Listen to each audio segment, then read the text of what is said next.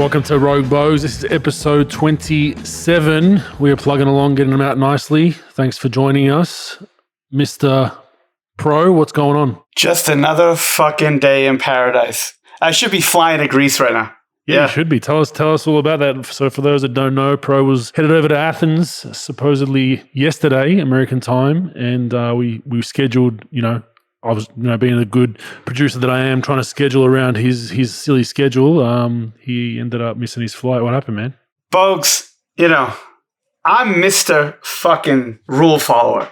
So whatever rule you give me, I don't give a fuck if it's, how bullshit it is.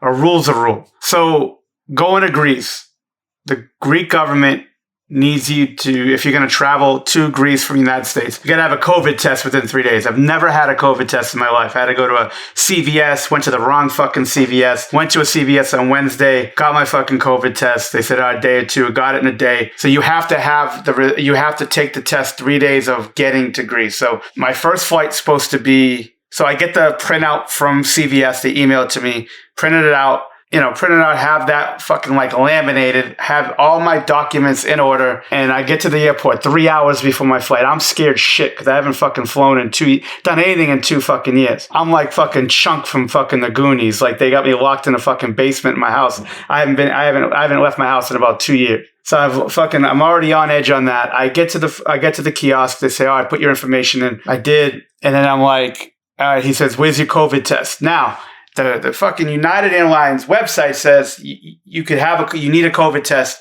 but you're exempt from the COVID test if you have a vaccination card. So I got both. So I think I'm fucking all set.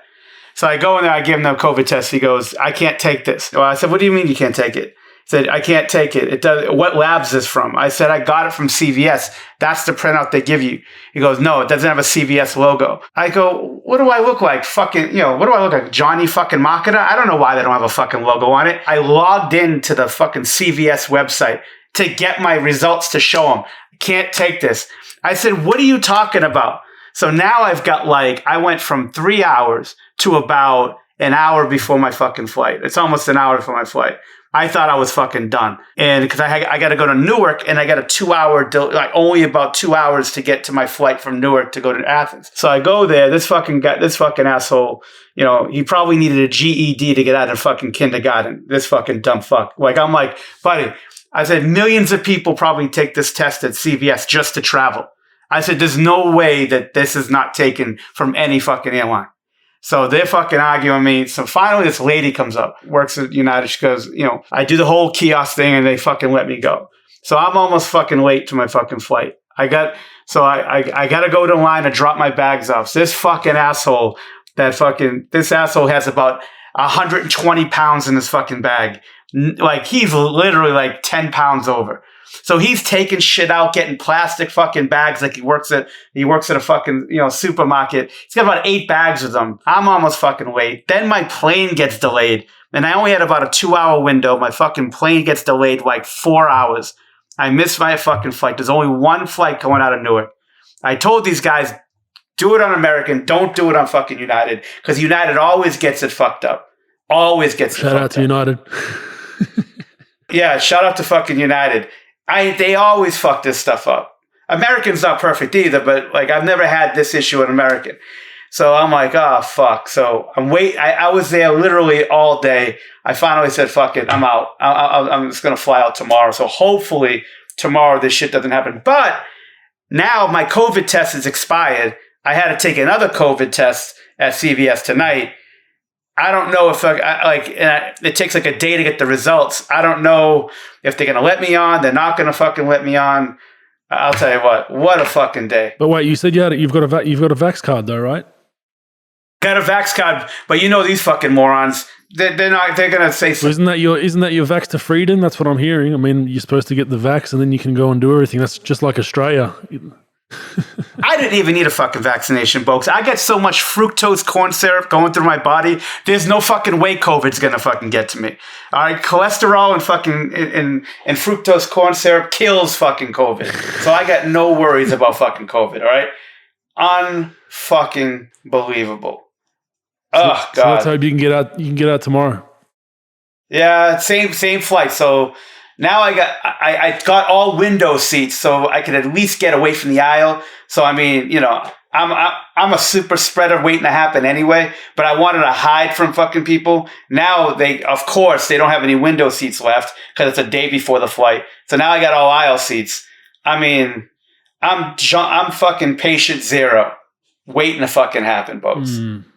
The fun of air travel, man. Those tight connections. I've had many of those. I've oh God, cussed out my travel agent many a times when he had me on an hour and a half connections, and then one small thing goes wrong and you're in some trouble. But the COVID thing is it just doesn't seem like it's going to end. Where good old Australia, I don't know if you followed our case here, but oh yeah, we get a handful of cases and they lock down everything. So there's been a few lockdowns. Half of Australia is pretty much locked down. It's just a crazy time. And the more I read about this new Delta variant, highly contagious, way more contagious than the last variant. But one thing politicians forget to mention is it's much less deadly. So in the clickbait articles we see in all these panic headlines, it's never mentioned, funnily enough. So you got to kind of do your own reading to find it out, which is a shame. I should be balls deep in fucking gyros right now, not fucking on this podcast right now, waiting for my flight, my doomed flight for tomorrow. There's no fucking way. My luck. You think I'm bad at picking fucking games? I'm fucking Johnny. I'm Jimmy the Greek. I'm fucking Bob Vulgaris compared to fucking what I do on picking games compared to fucking my luck on travel or anything else, fucking anything else to do with life. I'm double Vulgaris. I could pick games in my sleep. How bad I am at picking fucking flights, picking fucking games, I'm way worse in regular life. I'm a fucking disaster. You are going over there for host a basketball camp, correct? Yeah, so it's an elite like high school camp that they run in Greece. Great people run the camp. And they got a camp that's supposed to be it's supposed to be nice, like in Loutraki, Greece, and it's like one of the best camps in Greece, like for high school age kids. And that I'm supposed to go to Athens and work out some pro guys and do some coaching clinics and stuff. I'm really looking forward to it. But like when I got off the plane, it's supposed to be a day of like chilling at chilling at the hotel, going to lunch and dinner with these guys, bye-bye. Talking about camp. Not anymore. Bye-bye. Of course. Of course. Bend me fucking over again. Get to work, buddy. Yeah, I got to get in. I already missed a session at camp. Now I got to come in like, fucking hobo off the fucking flight to come in there. I mean, come on, man. Like, seriously. Could be going to a worse place, though. Greece is beautiful. Greece is a great place. I've enjoyed my time there many a times. Great people. You just got to watch your wallet. Make sure it's always attached to your pocket when you're walking the streets. But it's just a joke for my Greek friends. But great food, great culture. Very proud people. Yeah. Very, very proud people. No doubt. Don't say anything against Greece, but last time I was at Greece, I was having fucking pizza watching your ass play. So I'm looking forward to another good adventure in Greece. Yeah, it'll be good. Good luck with your trip. But let's get rolling. We are here for a basketball pod. All these listeners are probably like, "Where's the basketball?" So let's get rolling. We have the Western Conference Finals have obviously finished up. An amazing series for the Phoenix Suns. The Clippers caught the injury bug, much like many other teams. They end up winning that series 4-2. The Clippers were kind of in and out of that game all throughout. It looked like they were going to make a run, and then they couldn't. And CP3 was just huge in that closeout game. An amazing game, no turnovers, scored a 40 ball or 41, whatever he had. I think Paul George salvaged his image. I think it's a bullshit image anyway in the media that he has about hitting the side of the backboard that one series last season and how he's not playoff P. I think people just kind of poured a little bit of fuel on that. He's still a fantastic player and an elite player in the league. I think he salvaged his image. One person who didn't was Patrick Beverly, which we'll get to a little bit later. Jesus Christ. You love his tenacity and the way he plays. You just know that he's a player that you hate to play against and would love to play with, but the way he finished that series, look, we've all wanted to do that, especially to CP3. There'll be a long line of guys that would want to do that, but you just know, if you're going to talk shit and get in people's faces like Patrick Beverly does, Chris Paul gave it back to him on that timeout, said something to him. You can't go do that. But how did you see this series, and did you think it would be this one-sided? No, I think I had the Clippers winning with the injury to Kawhi. They still hung in there very well. You thought they sort of were going to do, they were going to win the series even without Kawhi. But I'll tell you what, hats off to Phoenix. Chris Paul, DeAndre Ayton, Bridges, obviously Booker. They played well. They played their balls off. It was a fun series to watch. I'm happy for those guys because they were the redheaded stepchild. Like, especially for me, I didn't pick them to win anything. And these guys are going to the finals, and no one really had them. They just kept on. They had confidence. They had toughness. They got a little lucky with some injuries, to the Clippers and things. But I mean, they played their hearts out. Monty Williams did a great job, coaching and keeping those guys together. The Beverly thing, Beverly reminds me a lot of Ron Artest after 2010. Physically not the player he used to be, still can make an impact based on, intimidation, talking shit, mind games, some cheap shots. He can do that and still have a little bit of impact, but his shit's going to, cost you. Remember Artest with the elbow to James Harden in 2011, and the same thing. Like they're just they're Wildcats, and you can't rely on them like that, because sometimes they're going to blow up. And for all the good things that he does as far as like keeping you in it and things, even though he really physically can't dominate games or anything, but he'd give you a game here and there. But like that push in the back was just, there's no need for it. And it just makes him look bad. And it was a tough thing. Well, he did have a first quarter. It looked like he was going to go for 40. Yeah, he did. Came out gunning. He did. He played okay, but we'll get to him a little bit later. There's some more comments around him. I think Aiden was phenomenal for me. I mean, Zubac's missing the last couple of games. Obviously, there wasn't a whole lot of size for Aiden to battle against. I think Zubac's did a decent job, at least trying to just keep a body on him. But man, he was doing more than I thought he could on that block as well. They were going down low to him, obviously with Batum and smaller guys on him at times. Morris Senior. I think, just one of those things that he just found his way as the playoffs have progressed and gotten better and better and better and better. And I've really enjoyed his progression. I didn't think he'd be that good this quick. And he's starting to evolve in more of just the, catch and finish lob guy, rebounder, shot blocker. He has actually got some stuff down there and some nice touch. He hit a few turnaround jumpers, a few fadeaways. Like he's starting to really get his confidence up. Yeah, his hooks were really good. His range on his hook is a lot better than I would ever give him credit for. I mean, the work that Mark Bryant does, Mark Bryant's the assistant coach there. He's one of the, if not the best big man coach in the league, very close to it. And, his range on hooks could turn over either shoulder. His pick and roll defense on switches, being able to keep, guards in front of him and do a great job with that. I mean, he's done a phenomenal job in his development and taking being a professional serious. And he's a big part of that team. And I guess you can go back, obviously, like you would, if you go back to that draft, you would obviously want to take Luka 1. But I'll tell you what, the numbers that he puts up and what he's been doing and what you could project out for him, you can definitely make the case that he should be a number 1 pick. Not necessarily over a player like Luka, but like you could definitely put him in a conversation saying, you know what, like a number 1 pick, these are the numbers he's putting up. That's almost close or on par with the number 1 picks in past. Is he this Hall of Fame player? Who knows? But he's a really good player. He's probably knocking on the door of being an all-star and close to that. But the work he's done and the seriousness he's put into it, hats off to that guy. He's very fun to watch, very enjoyable to watch. Yeah, he's been really, really good in that series. As we said, finishing 4-2, so Phoenix are off to the finals. We're going to see a whole lot more Phoenix Suns gear over the next couple of years now with all these young kids. There's going to be a lot of Booker and Aiden jerseys rolling around the world. No doubt. That bandwagon is going to be very full. A lot of credit's going to be thrown around, who did it, where and why. It's like a fucking game of Clue. And but there will be a lot of fucking bandwagon jumping going on in the Phoenix Suns. You got to give them credit. I mean, they have done a fantastic job. As you mentioned, there were some injuries along the way, but you need that luck. You need that luck to get to an NBA Finals a lot of times. You need to have a healthy regular season. You need to have all your stars kind of fresh for the playoffs. And they've been pretty good with the injury bug. CP3 missed a few games with that COVID deal, but for the most part, they've been pretty healthy and they're the last team standing. So they are team 1 in the finals. Team 2, we don't know yet. Atlanta, Milwaukee, currently 3-2 at time of recording. Game 6 is tomorrow in Atlanta. Giannis, big injury for them. I'm surprised Milwaukee still dominated the way they did. I thought it'd be a little bit closer, but they had a phenomenal game 5. But we also have to remember that Trae Young was out for game 5 as well. So 2 of their stars, their number 1 guys are out. This was the Brook Lopez game I've been waiting for, Pro.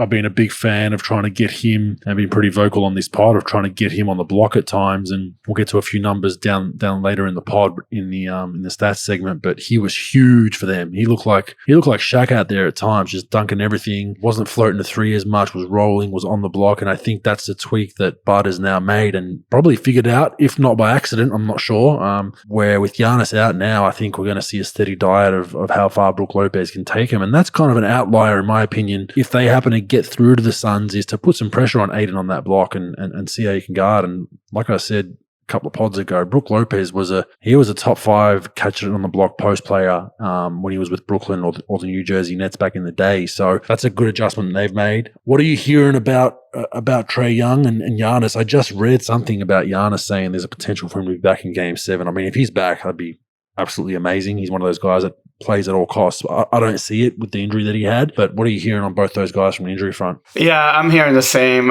Trae, you might be able to see, obviously, in the rest of the series, you could see him. I'll be very shocked unless they can get Mr. Miyagi to clap his hands and put that green shit on his fucking knee.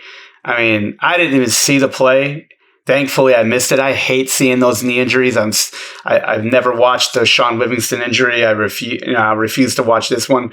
I hate that hyperextension. It just gives me the chills. But from what I've been told, the way that knee sort of locked up and the direction it went, it doesn't look great that he could come back. But I mean, who the fuck knows? But yeah, I'd be very shocked to see him the rest of the series. And that Brook Lopez thing, you hit it right on the head, man. I mean, like the way that NBA defenses are just a bunch of fucking lemmings that do the same. Everybody does the same thing. They switch to pick and roll, and nobody likes to take advantage of the big on the switch because of analytics and posting up's bad. But I understand, and we talked about this 1,000 times in the pod about, I just don't come down and just throw it to the big. But if you're going to switch and have those matchups, why not punish them and throw it on the block? Remember, they should have won. They should have won that Toronto series a couple years ago when they kept on going to Brook and he was scoring at will. And this guy's one of the best post players in his career. He's one of the best big men I've seen on the low block. I mean, the guy is very good at it. And to keep on punishing teams, if they want to keep switching, keep going to them. Now, if they don't switch, if they actually, do some actually originality defensively and they don't switch and they keep a big on them, then maybe you don't post them as much. But if they're going to switch that, you post him every fucking time. I mean, the guy, I mean, I'd argue to post him even without a switch. I mean, he's a bucket. Like I was an all defensive player for a number of years, and I had games where he was giving me problems. Like his ball just goes in. Shout out to an old assistant coach of mine, Alvin Gentry. He was like, this guy's ball just goes in. He's one of those guys. It'll bounce around and the thing just falls down. And he's just got very good touch, and he's a very good free throw shooter and draws a lot of fouls. People forget he was probably one of the pioneers, at least from the post, of that swing through we see now that James Harden and whatnot do from the three. He was huge on that. He would basically, you'd have an armbar on him and he'd have his back to the basket and then quickly just turn and rip through and get your arm and shoot and get to the free throw line. And a big fan of what he's done this series. And I think it's just going to come down to injuries, which is a shame. I mean, either of these teams to me getting through. The Trae Young one is an interesting one because he probably could play on it. For those that don't know, it's a bone bruise in his ankle/foot. We don't know exactly where, but the concern you have with bone bruises, I'm not a doctor by any means, but I know enough about injuries because I've had a shitload of them. With bone bruises, especially in your feet and your ankle, that can lead to a foot fracture or an ankle fracture. So that's probably why they've got him held out. He probably could shoot it up and play, I have no doubt, but they probably have to be real careful with him because you get one of those Liz Frank or one of those foot fractures a la Ben Simmons or a la a few guys had early in their career. It can actually change, your career, the way you run, the way you move. So I like the fact they're trying to protect him, but they're also, a game, two wins away from the finals. It's kind of a tough decision. I'm sure Trae wants to play, so it'll be interesting to see how that all goes and if he even makes it back in this series. Yeah, I agree. I mean, longevity, do you really want to risk something for this series? No, it's a lot of stakes are, it's not the New York series, it's not first round where maybe I get to the second round. This is getting to the finals. And I understand the pressure of doing that, but you don't want to really hurt somebody, long term. Remember Kevin McHale in his career and playing on I think a fractured ankle, and ended up crippling him for the rest of his career as far as the rest of his life, the way he has to walk and live his everyday life. And hey, look, I don't know. It's a tough decision, but I really wouldn't risk it. I think you've done a lot this year, and just being able to go out and ball out and, maybe come back to this next year. I think from what you've done with the confidence in this organization now, and the young players, and look, we gave them a hard time early in the year like everybody else did. And what they did as far as a mindset of development of, we could play with anybody in this league. And we've got this kid, Trae Young, that not a lot of people believed in. Guy's got more self-confidence than anyone else almost I've ever seen. He's come light years as far as the development of running a team, running pick and roll, being an elite scorer on that pick and roll, be able to run his team and beat teams. And look, hats off to them. I mean, they've got all these young guys, and they've figured some things out. Good mix of vets as well. Yeah, good signings, And again, remember when Lloyd Pierce got fired, Bogdanovich wasn't playing, Capella was in and out of the lineup, Chris Dunn didn't play at all up to that point. Not that he's a big time difference maker, but like, you've got all these guys that could really help you that's been out. Now they come back, and to mix with these young kids who aren't scared of anybody. The Red Rocket Herder, I mean, he's come up big with his shot making, his play, and yeah, they'll be a fun team to watch. And hey, whatever happens. I just don't want to put the kid in hard. I mean, Trae Young is your franchise, so they need to take that into account. If this was, I'm making a name up, Danilo Gallinari, they'd probably shoot him up. He's towards the end of his career and be like, suck it up, get out there, help us get to a finals. But, if it's a 3-4-5 guy, you'd probably maybe push towards playing, and that's just the reality of the NBA. But your superstar, absolute star that, could potentially break his foot or ankle with a weak bone at the moment, you just want to be real careful with. But like, I hope both of them come back. The flip side of this is either of these teams get through to the finals without a Trae Young or a Giannis. I think that's going to be an ugly finals.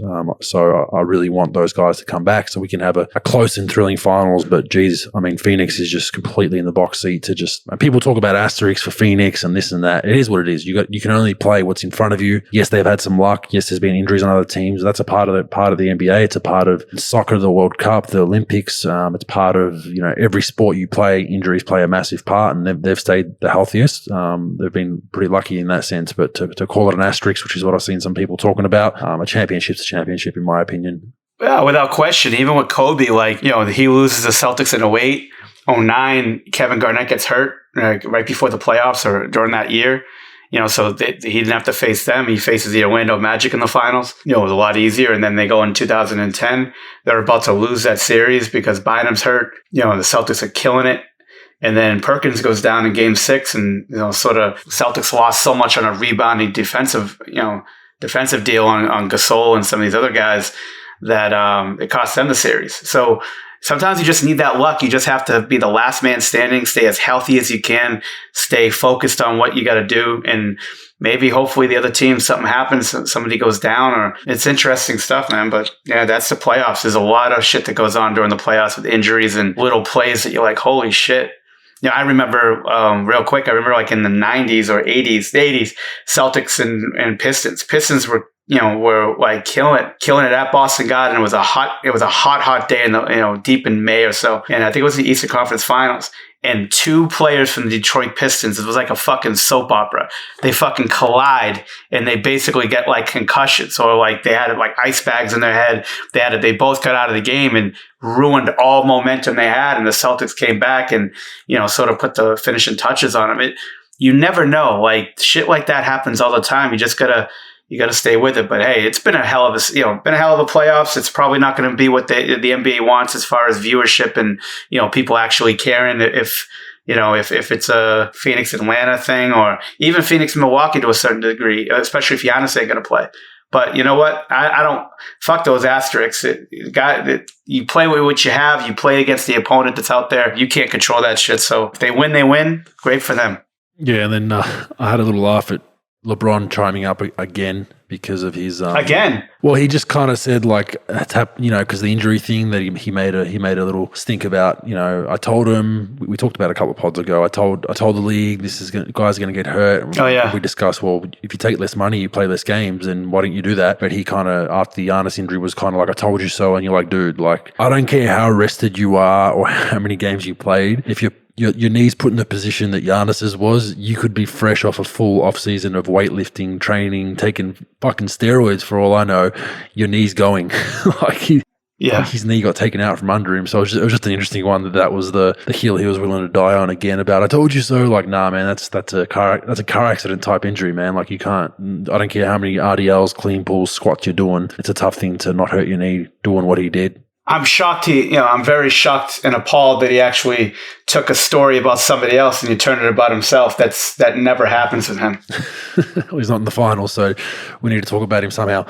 Real quick, we discussed what Nico Harrison's role was last episode. We didn't know what the official title was. He's officially the GM. That's been announced over the last week. So just one bit of housekeeping there. We kind of speculated president, GM, what was the role, but officially the GM. There are some questions around what Michael Finley's role now is. Cuban was asked about it and says, as per his policy and team policy, he doesn't comment on team roles, which is interesting. So we'll follow that as it goes. And big move for Nico Harrison to be basically officially the GM of the Dallas Mavericks.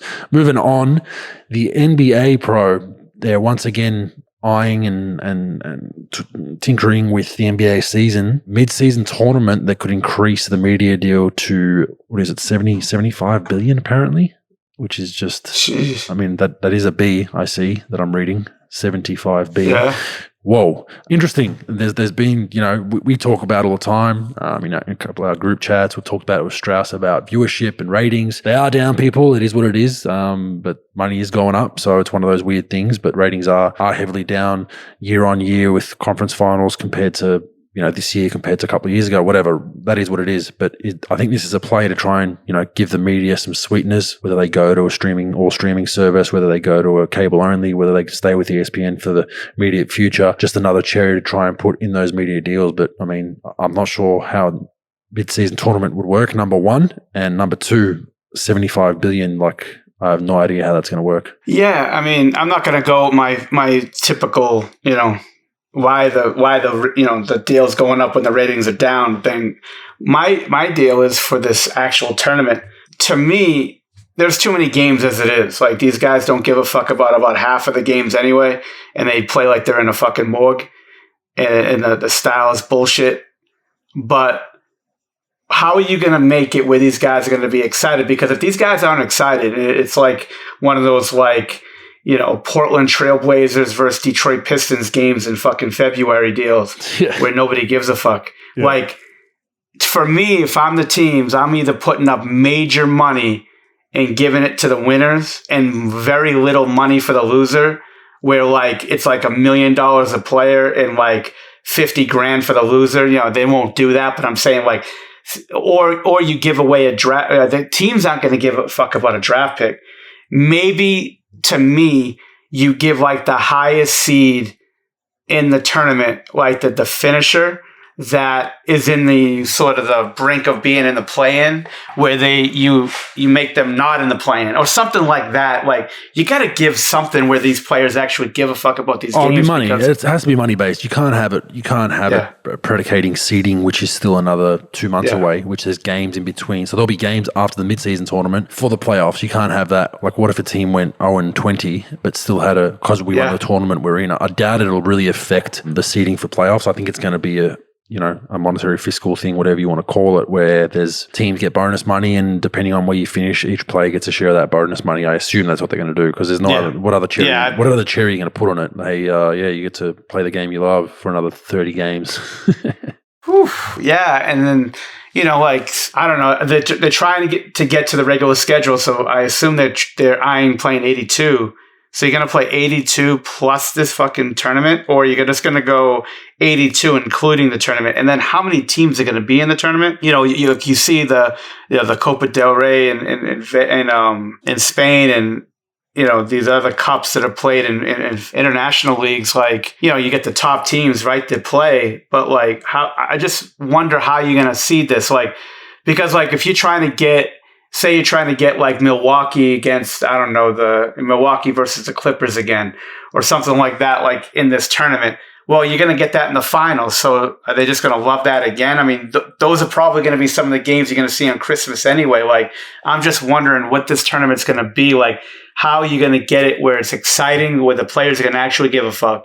B, where the fans are going to be like, oh, this is something we don't really get to see a lot. Well, yeah, you do. There's 1,000 fucking games. You'll see it eventually. Yeah. So I'm just wondering, like, how you're going to get that to be exciting, Well, hopefully they've asked LeBron first and foremost, because that's the elephant in the room. But I would love to see, instead of this, I'm not sure how they do it, and I'm surprised it hasn't been explored. I kind of am. I kind of know why, but a world club championship for me, they used to do them back in the day. I don't know if you remember, where you used to have the NBA champions and a few other club champions from Europe, and they all used to go in like a little, I think it was called the McDonald's Club Championship back in the early 90s. And it was an off season though, but I remember like the Perth Wildcats went one year and played the Houston Rockets, and back in the day, the Celtics played against like, I think, Split, which was Kukoc and all Croatia, that. yeah, Split. Yeah. I watched that game, yeah. Yeah, so something like that, because you talk about 75 billion. If you get Asian clubs involved, so you get some teams from China, the Philippines, maybe a couple of teams from Australia. I don't know how you do it. It's similar to like a Champions League for soccer. You might say, depending on where your league's ranked, if your league or your country's not ranked that highly, you get one team. If it's ranked higher, you get maybe two teams. NBA maybe gets their top four. Play that in like a mid-season cup tournament somewhere. That'll bring in more than 75 billion. You get Asia involved. I would actually like to watch that rather than this shit. Like a mid-season NBA tournament with NBA teams, couldn't care. But if you had like a 2 or 3 week block where it's like the Sydney Kings won it last season, or let's say Melbourne United, they go over and represent the NBL, a few Asian teams, a few EuroLeague teams, and then just battling, and then there's a prize at the end of it, and players all get a bonus. I'd rather watch that than this, but just something I thought, thinking about out loud. And I know they used to do it, but obviously it's just not feasible these days. Yeah, I mean, maybe you get the top 4 EuroLeague teams. You get the top 2 teams from China. From the so say the 2020-2021 season, you'll get the top 4 NBA teams. Then you get the top 4 EuroLeague teams. Then you get top team in Australia. Then you get you talked about the Asian, talked about the EuroLeague. And then you get the United States, and then you put it in a tournament like that, and then you have it played the next preseason. So let's be honest, most of these EuroLeague teams, sometimes the players change, but they're still really good teams. And the same thing probably for Australia and China as well. So it's like, all right, so you play it in the preseason. Yeah, maybe the NBA teams aren't like up to snuff as far as like they're not mid-season form, but they'll still have their players. And then instead of playing like 4 exhibition games against teams you don't fucking want them to see anyway, you play in a centralized location. Maybe every other year you play in the United States, but then you play in Barcelona, and then you have all these teams come in and you play a tournament, or you play a little round robin deal, or a little pool play to a tournament, whatever you do. But I think I'd love to see that. That would be pretty good. Even though the NBA is stacked, like I think that NBA in preseason mode versus a team like Barcelona, or which is my favorite international team, like you play against those guys who, if you play it in October, they're already been playing. They've already been through some, through the training camp and ready for their season. Then they take like a 2-week hiatus from their stuff, and then they play in this, or 10 days or so. I think that would be nice. That would be a pretty cool thing to watch. Yeah, I totally agree. I just don't think it happened based on the NBA. Whenever the NBA runs something, they have to run it. EuroLeague's pretty protective of their brand. It'd be nice if everyone just came together and to figure it out. But the NBA, I know for a fact, won't ever allow anything of the sort. Maybe if it was just China, they'd love to do it because that's where all their bread and for sure. But if it was everyone else involved, there's just so much logistically that I just don't think they'd bother doing. But an interesting one anyway. I just want to see what this tournament is all about, and if it goes ahead. The play-ins copped a lot of shit when they were first reported, and they actually ended up probably being the highest rated games in the playoffs. Funnily enough, they were actually fun to watch. But beyond that, we don't know. Patrick Beverly, let's get back onto him. obviously overstepped the line, pushing Chris Paul, his antics, everything is starting to get played out a little bit. He's one of those guys though, bro, I play with a couple of guys like this. They're really nice guys off the court. He's supposed to be very godly and religious and all that kind of stuff. Doesn't swear and all that. And then on the court, he'll knock you over intentionally and then be like, "Oh, my bad, man," and put his arm out to pick you up. He's one of those guys, and then he'll knock you down again purposely, and then after like the third time, you're like, "Dude, like, stop saying you're sorry. Stop trying to pick me up. You're doing the shit on purpose." He's one of those guys, but look, you'd love to play with him. Hate to play against him, but I think he's overstepped the line with just. I think he hurt himself a little bit with what he's done, hurt his image. But some interesting comments I found that were from years ago. Actually, it was Patrick Beverly told the Warriors, Steph Curry, the next 5 years are mine. So the Warriors basically owned the best part of the mid 2010 to 2019, maybe even earlier. So a 5-year block where the Warriors owned everyone. Clippers were a part of that. We owned Beverly when he was with the Rockets and then with the Clippers. And he basically said, this was in 2019-20 when the Warriors sucked with their record and had the injuries and weren't playing well. You had the last 5 years. We had the next, I have the next 5, where Steph Curry replied, "Aren't you 31 years old?" But that just goes to show. So just playing on from that, I think, he put a bit of a target on his back, put some pressure on himself. The Clippers haven't been there again. This is the second year where they haven't gotten to where they're supposed to be and where they're built roster-wise to be. I guess this could have been one for fact and fake news that we don't have in, but will Beverly get a championship with the Clippers, pro? Will he? Do you see that happening? I never want to say never. Every time I do, I mean, you know how I pick things, but like, you never want to say never. But they do have talent. They have enough talent to get there, to sort of like be in the mix. And if you think that if Kawhi was there, that they probably would be there. They got some bad luck with his injuries and things. I would say that they have a chance for sure. I wouldn't say they don't have a chance. Look, NBA players are going to always say shit just to say shit anyway. They always have this false, they have this false confidence in themselves, and sometimes it's a good thing for them because that's how they live with that confidence. But they just say, next 5 years of mine or whatever. That's a great fucking comeback by Curry, though. You're 31. That's great. But I think they have a chance, Bogues. It's they've got those two guys, and they've got a decent roster on top of that. They just got to figure some things out. But I think they're going to lose some players too. Like, I think they're going to lose Reggie Jackson. Somebody's going to give him. I think he's on a minimum deal, if I'm not mistaken. And I think somebody's going to give him $15 million a year based on what he did in the playoffs. 12 to 15, and they're going to lose some firepower. So I still think they have a chance to get through because they got those two guys. I'll take those two guys over LeBron and AD. I'll take them over a lot of guys in the West, a lot of 2-man combinations as of now. So they do have the 2-man combination. They do. I mean, they're in LA. They're always going to get some players. They don't really have many terrible contracts. So I think they have a chance, but his shtick, look, that's like we talked about it before. He's one of those guys you hate to play against, but you probably want him on your team. Although he does some wild shit that sometimes puts you on blast. But I think they'll have a chance. I just think that, just like anything else, they got to get a little lucky too. They haven't been lucky in the last couple of years with their stuff. Oh, just be interesting because his comments. He's kind of put that bad juju out there. Like, this is our next 5 years. Well, you're 2 years in and you're not there yet, so we'll watch that space. But Beverly's going to have to go in hiding this offseason, I think, and run it back and see what happens. And then obviously the Kawhi free agency decision is looming as well once again, so that could play a big factor. But moving on to our friend Rick Carlisle, I saw some interesting comments that we spoke about last week about him getting some shit for Indiana Pacers, getting some shit for the hiring process, about it not being diverse and not being a proper interview process. And Carlisle, of course, is the head of the Coaches Association. So I guess he was asked about it, and the comments I found very interesting. It says, every situation is different. Teams can hire who they want.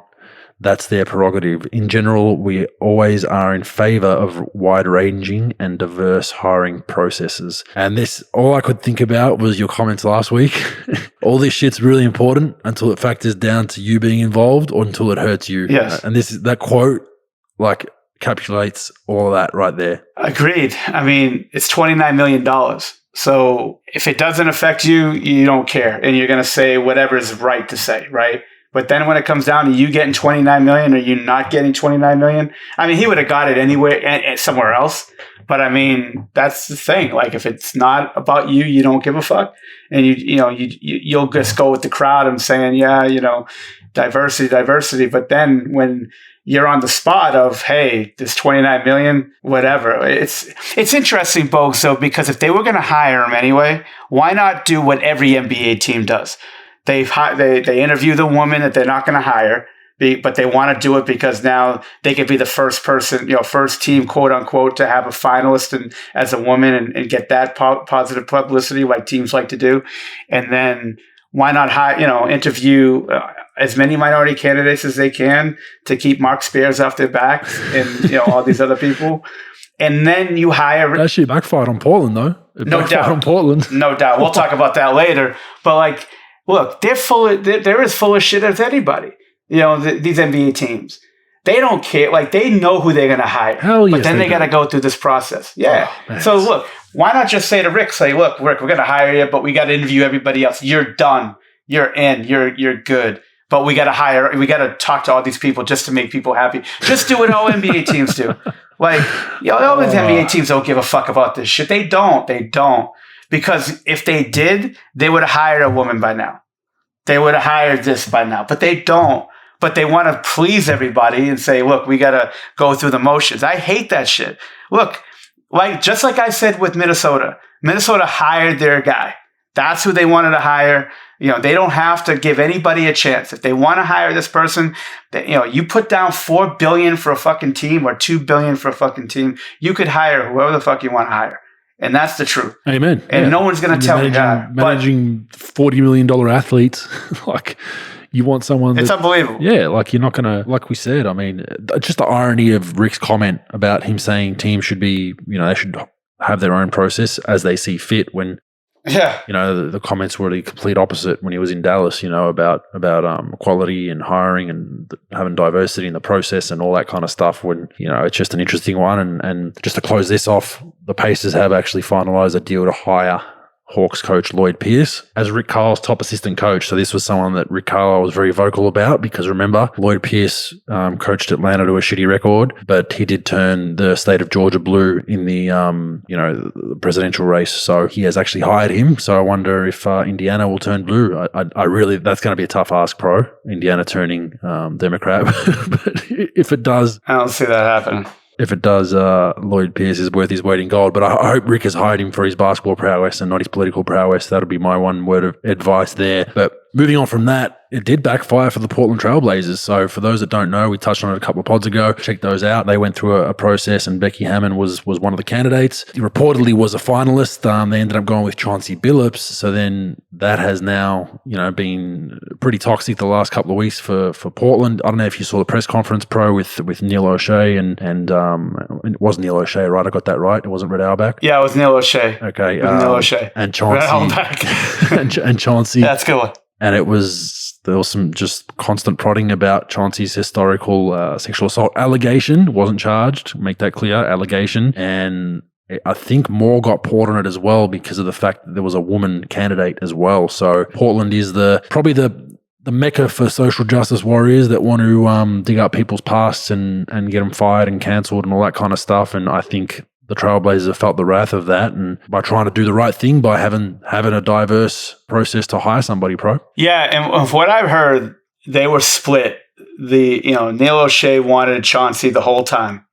He didn't care about any other candidate. That's who he wanted to hire. And the owner, she wanted to hire Becky Hammon. So they were at a standstill of who to hire, and she sided with him eventually. So like most teams who go through the motions, just because now the owner wanted her, I would say it wasn't through the motions because I think she had a legitimate chance at it.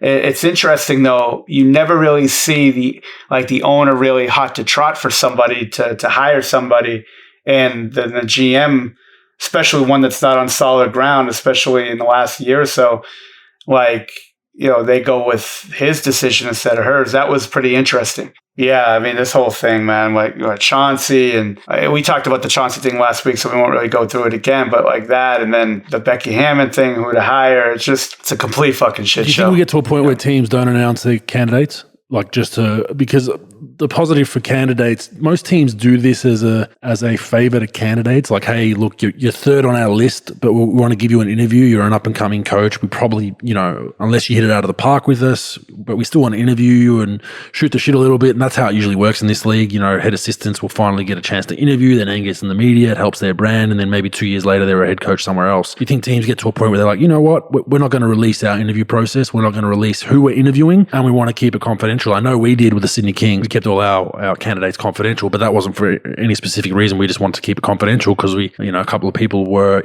currently employed at the time and had contracts, and we didn't want to kind of have leverage, a few of our other candidates potentially thinking, what's going on, but we went through a pretty long process, but we kept it confidential. But do you think teams just get to a point where they're like, no, we're not releasing shit? No, because everybody likes to leak. It used to be like, sort of the people like 8th and 9th on the totem pole leaked everything just to get their name out there. But now every GM and coach, for the most part, either the GM or the coach leaks, if not both, just to get sort of some protection. So, they're going to leak. And so I don't think that, I think they might want to try to not like let it out there, but it's going to get out. And if it's not going to be the team, it's going to be, it's going to be the person who talked to the team. They're going to leak. Like, I just think it's almost impossible to do anything as a team and not get it out there, in the media. It's a tough one. Someone's always going to leak it. But what I'm saying, I think you're right, Bogues. I think that's like to keep you safe. Like, just talk to who you're going to talk to. Don't let it out there. And then you just decide who you got. And then you could tell people like, yeah, we spoke to 10 people, we spoke to 3 women and they were in the process and they were in the final, the final 5 or 6 and do all this stuff. And then you could tell them later, but you just can't, like, it sounds good not to leak things, but everything gets out. Everything gets out. Yeah. I guess you could put a caveat on an interview candidate and say, we want to keep this confidential, and if they leak, you've kind of figured out that they're not trustworthy anyway. And that's kind of the mindset we had with why we did it, was if there is a leak, we don't care where it came from, but then we know you're not our guy. If you're not trustworthy and you can't cross that bridge, it's a pretty easy decision. But watch that space and see how it goes. But yeah, I don't think much is going to change. Just being the devil's advocate around NBA teams, I think it gets leaked by agents and GMs, and a lot of it's used for leverage too. Like, hey, I've got this interview. This team over here wants me as a head assistant. You better pay me, home team that I'm with right now, or you better bump me up to the front of the bench.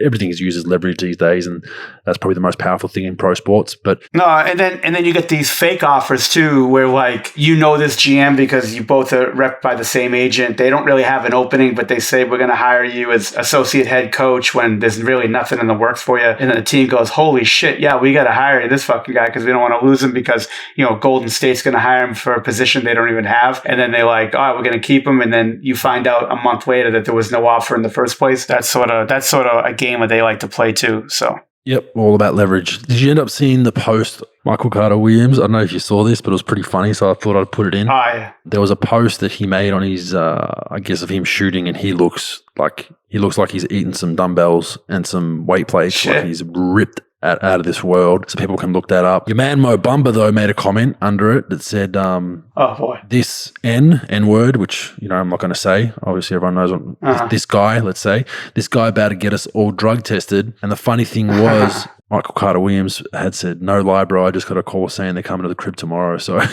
they came, and he actually posted a photo of the drug tester showing up to his house the next day, because you look at him, you're like, oh, we're sending a drug tester out to see you, buddy. Just a funny one for people to look at, because he looks like he's ready to go UFC, not NBA. That's incredible.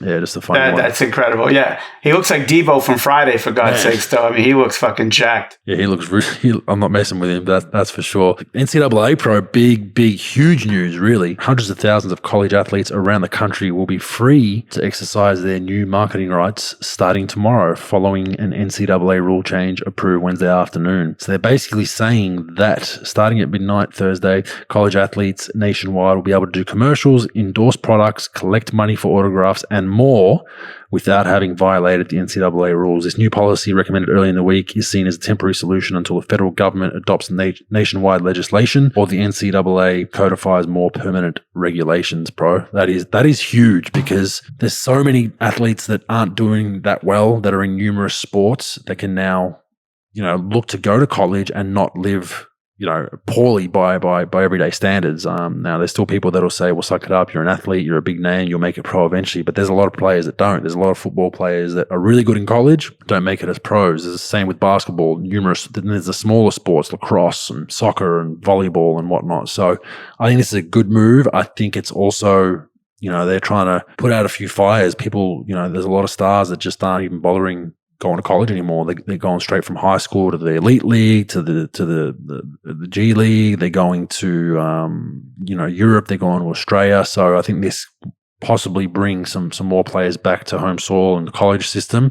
People out there, not every athlete is going to get big money. If you're a 12th man on a basketball squad, you're not going to be doing endorsement deals. But, I think this is going to be interesting, and how they manage it pro is going to be interesting, because there's strict rules around boosters basically getting involved. So I'm not sure how that factors in with all this, because you could be recruiting a player and just say, a booster could say, hey man, come to my car dealership 4 times in your freshman year and you get $1 million. Well, is that technically still cheating, or is that part of the marketing stuff? So now there's a big slippery slope that they've opened up, and I'm just not sure how they're going to knuckle down and rule this. I got a couple of things to say on it. Like, first of all, athletes shouldn't get paid by the university itself. Like that idea, we've talked about the finances, about what goes into the NCAA. A lot of money goes in, but a lot of money goes out too, as far as splitting it with with universities that make tournaments. They don't touch the bowl games. That they don't really have anything to do with it, but like most of the money is going to be on football and basketball, and then they got to split the money up, and all these other sports have to get paid for. But the idea behind having players be able to do things off their likeness, I think is a great idea. I think the NCAA and the old school people always say, look, the definition of a student athlete is someone who doesn't get paid for anything. And I understand that if you're an old school and you're that's your cause of having student athletes compete but not get paid. I understand you want to keep that sort of as pure as you can. We know college sports ain't pure. We know 80% of the schools at least are cheating on some level or another, at least, and that's probably a low number, right? But giving them the ability to go out there and get money. Look, first of all, the NCAA couldn't stop teams from cheating anyway, even when they weren't paying players. So now it's just another way that teams can cheat, through agents and through boosters and through these people and those people. So don't worry about it. It is what it is. It's going to get done. What I would do if I was the NCAA is I would say, look, like I would have given up this fight a couple of years ago and be like, look, here's what we'll do. Likeness, fine. Go out and make as much money as you want. We won't really regulate it all that much. But no more 0 and dones or 1s and dones. You got to stay at least 2 years. Look, if you're a big time player and you could, like the big thing is, hey, we're losing all this money. Like we're not going to the NBA. We're staying in college. If we have to stay a year or whatever, we're losing out on this one check. Well, now, look, we know the great players are going to get paid. We know the not so great players aren't going to get paid. But like if you're a big time player now, you could probably look. Master P's son just signed a sponsorship deal for $2 million over 4 years. He's getting $500,000 a year, and he plays at Tennessee State. Now, I'm sure the relationship with the dad had a lot to do with it.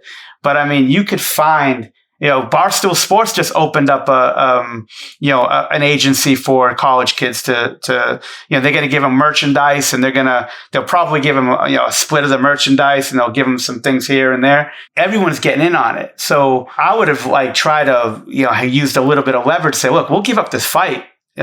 2 years ago, we'll give up this fight, but you're going to have to stay for a couple of years to make the game better, make the college game better. College is a shit show. It's a fucking complete shit show. But look, I'm happy with these kids being able to do that. I just don't think they should be getting paid by the school. If you're going to get paid by your likeness to, car dealership, fast food chain, a shoe deal, credit card, whatever. Yeah, go ahead. That's your likeness. It's your name. But let's be honest, though. Everybody doesn't want to admit, Bogues. Yeah, you need the players to make the NCAA great. But the NCAA gives these kids, do you want to play in Spain, China, Canada, to get, and before you go to the pros and have to build your brand there. Like, these college teams gives these guys and women an unbelievable opportunity to like market themselves on TV, playing for the university, that they already have this fan base. They already have the league that they're in, their conference that they're in. There's a lot of fanfare. Like, people want to say the NCAA is pimping these kids out. They're not really pimping the kids out. It's a sort of a two-way street. Yeah, the NCAA makes a lot of money off the backs of these kids, but let's be honest. So if all these kids go pro and somebody's got to go to Alabama to play football, and you don't think there's still going to be 75, 85, 95,000 people that are going to want to watch Alabama football, even if they have lesser players, because most of them don't go to college, I think it's a two-way street. I do like the idea that they can make money. But they're not going to regulate it. It's just going to be the wild, wild west for sure. It's over. The NCAA rules are falling by the wayside. They were obviously, I think they were overly strict at times with some stuff. Like I said, Rick Majerus bought Keith Van Horn a dinner after his father passed away and got sanctioned. Like, that's just ridiculous. So they needed some tweaks. I think this is going to open a big flood of just doing what you want. So it'll be interesting to see how the NCAA even polices this. And there's actually been calls, Pro, for guys now to go back historically that have been sanctioned for taking money for endorsements or whatnot to have their names washed. There's UNLV Running Rebels. Was it Running Rebels? No, sorry, Michigan. Yeah, Michigan. The Fab Five that lost their banners. Do they get them back? There's who was the football player back in the day? Reggie Bush. Reggie Bush. Sorry, I missed that. Yeah, Reggie Bush. So there's calls now. Do they get a wash? I don't think they should, because the rules stood at the time. No. It was what it was. You got caught cheating and move on. But it'll be just interesting to see if they get a big pool of players back now. There's that Master P deal you mentioned, like you said, 4 years, $2 million, right? What happens if he drops out of college next year? You know what I mean? So there's a lot of different things, and I think you made a good point on people are talking about these big deals, and like we said, that's going to be one or two guys max on each team that are getting these deals. College still provides an education and a good environment for 4 years for other kids that aren't going to be pro athletes, and that's 99.9% of guys and girls, right? So there is a lot of schools providing that and giving you a chance to then network with boosters and people in that college town and be able to get a job after, your said sport. So it does bring a lot of perks, but I think, just cleaning it up a little bit, getting players some access to a little bit of extra money while the schools are making that big money was a no-brainer. I think they've just gone full. They've probably gone over the line now, and it's bring your revolver and get on your horse. It's going to be the wild, wild west. Yeah, I think like the average athlete though, Bogues, if they hustle, that they can go out in their town and do all these ads and stuff, and at least they can eat for free. They can get geared up. They can go to like, I don't know, Foot Locker, whatever that is, if they haven't been looted and burned down in their college town. But if they go to like all these other places and they could get free stuff, they could get free clothes, free food, at least that's most of the athletes what they're going to do. Most of these athletes aren't going to make money. Alabama, Auburn football, North Carolina, Duke, Kentucky basketball, Louisville. There's going to be a bunch of them, there's going to be 2 or 3 players really making out on this. But most of these players aren't going to make a lot. But you could actually like, hey, look, you don't have to pay for food for 4 years that you're in school. Just do these ads. Of course, like if I'm the pizza place or an Italian restaurant in town and I want the linebacker in my team, even if it's at like Miami of Ohio, like doing an ad or signing some autographs, and I just give them, unlimited food or whatever. Like, yeah, it's a win-win, right? So that's majority of the deals you're going to see, but like these players, like same thing with NBA players at organizations. They think they're getting fucked and these guys are making money off of them. It's a two-way street. Everybody's fucking each other. Like teams with the players with the teams, like, whoever, if you got leverage, you screw the other person, let's be honest. And that's how it is. But hey, look, good for these guys. They want to come out and do it. It's just another way to cheat. It's another way to get boosters to give kids money. Go ahead. It's fine. I just don't think it's a good idea for the schools to give the kids money, because then you're going to bankrupt the whole system. At least now it's on the companies and stuff. But, it's interesting though. Like, so say like Nike wants to sign the top 30 players in college. And they got to give them good money, right? They got to give them $500,000 or whatever they're going to give them. I don't know if there's a max or whatever. How does that go for the NBA players, like especially the guys that are getting those $100,000 or $50,000 deals? I wonder how many of those go away because they got a budget for the college kids. But they've been dropping anyway, pro, as you know. Like they've been. There was a time where Nike looked at having everyone in their gear, even like mid-tier guys when I first came to the league, and now they've dropped off. They're basically like, we've got our max pool of guys that sell shoes, and then everyone else they might give you, hey, we'll give you 50 grand worth of gear and maybe a few bonuses in there for some cash, but we're not really giving you much cash, and that's the majority of players now. It's turned on its head. They've really reinvested heavily into their marquee elite guys, and the rest get kind of the scraps, and that's a valid point. You know, now you're moving another 30, 40, 50 player contracts to college, and then who knows, potentially there's going to be rules. I assume you can probably do this in high school now too, right, pro? Is that... Have they mentioned that? No, not yet, but it'll trickle down. Why can't you do it in high school? Is that because it's against NCAA rules or high school rules? It's probably against high school rules to take gifts, to play, to do that. No. But what I'm saying is, if you're already playing for a high school, let's say you're LeBron James, you're already playing in high school, you're 2 years away from graduating.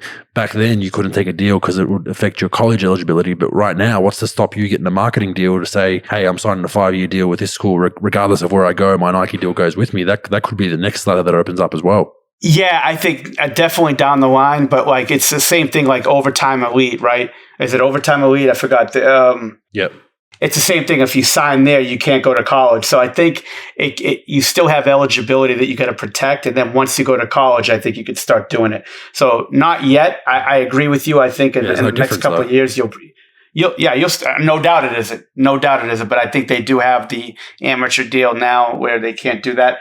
Within the next couple of years, I guarantee you'll see it happen. Yeah, interesting. They'll start signing these fucking kids out of the womb. That's what I mean. Like, you just like see a 7th grader that's like the man. Like, he's like, here, 20-year. That's what the Euros used to do, like 20-year contract. That's what the European agents used to do. They still do to this day. They'll go to poorer areas or places in Europe where there's a lot of talent. I'll see a kid like a Giannis or a Luka Doncic at 12, 13, be like, hey, you're my guy. You're signing basically a lifetime deal with me. I'm funding you shoes. I'm giving you a place to live. Your rights are with me for life, basically. And there's arguments for and against that because the agent's taking a huge risk because that player could not pan out. But then in those rare cases that player does pan out, he's stuck with a lifetime contract with that agent basically, or has a massive buyout. If you want to leave me, you owe me the agent 10 million or whatever it is. And happens mainly with soccer players, but it has happened with a few friends I know that were just stuck with deals and had to pay their way out of them. And that's similar to this. And these brands could just come in at an early age and just hedge their bets and just be like, hey, we're just going to give all these 7th graders that are top 30 in the country, we're going to give them small deals like for 10 years, 150, 200K. That could potentially happen as well. So they're, like you said, if you open all that up, it's just going to be absolutely crazy. Yeah, it's great. It's nuts. It's just fucking world's coming to an end. It almost is. Yeah, we're almost there. NBL news really quickly. The Perth Wildcats sold to a man named Craig Hutchison, pro. So a fellow big bone gentleman in your club. Nice. He's a media mogul here. He owns a radio station by the name of SEN, which is equivalent to an ESPN sports talk network here in Australia. They do racing, like horse racing. They tell about any sport is done through SEN. They have a bunch of talk shows. They have all those talking heads on their different shows. So he's involved in that. He was a minority holder or equal majority holder with Melbourne United, which is the interesting caveat in all this. The statement, which was a comment given by him in the release, basically says Hutchison last night stood down as co-chairman for Melbourne United ahead of the acquisition, but said the business has proposed to dilute or divest its stake in Melbourne United. So his business being, the SEN or whoever is the holder of SEN. But some tricky wording in there. It says proposed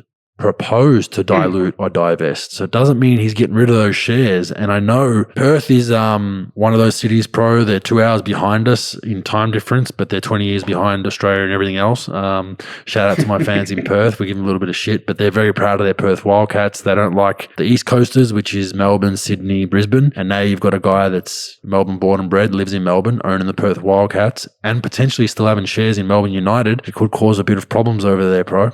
Yeah, I mean, that is a little bit tricky and a little bit sort of, it's a head scratcher if you're not, most people will just miss it, and not highlight that. And yeah, it's a little bit weird. Yeah, I hope he sells. Why do you think? I hope he sells. And I'm part of the ownership group, and I will tell him this. And you need to sell that share and get rid of it completely in Melbourne United, just to keep some transparency in the league. I think owning two clubs is just not, it leaves a lot to be questioned when two teams are playing, and then you bring the integrity of the league into question at times, and people can kind of guess what's going on and make things up that probably aren't there because there's some smoke there. So I hope he gets rid of them, but you never know what's going on with all that. No question. Yeah, that is a little bit tricky. Hopefully, you don't want somebody with stake in two teams. So I totally agree with you.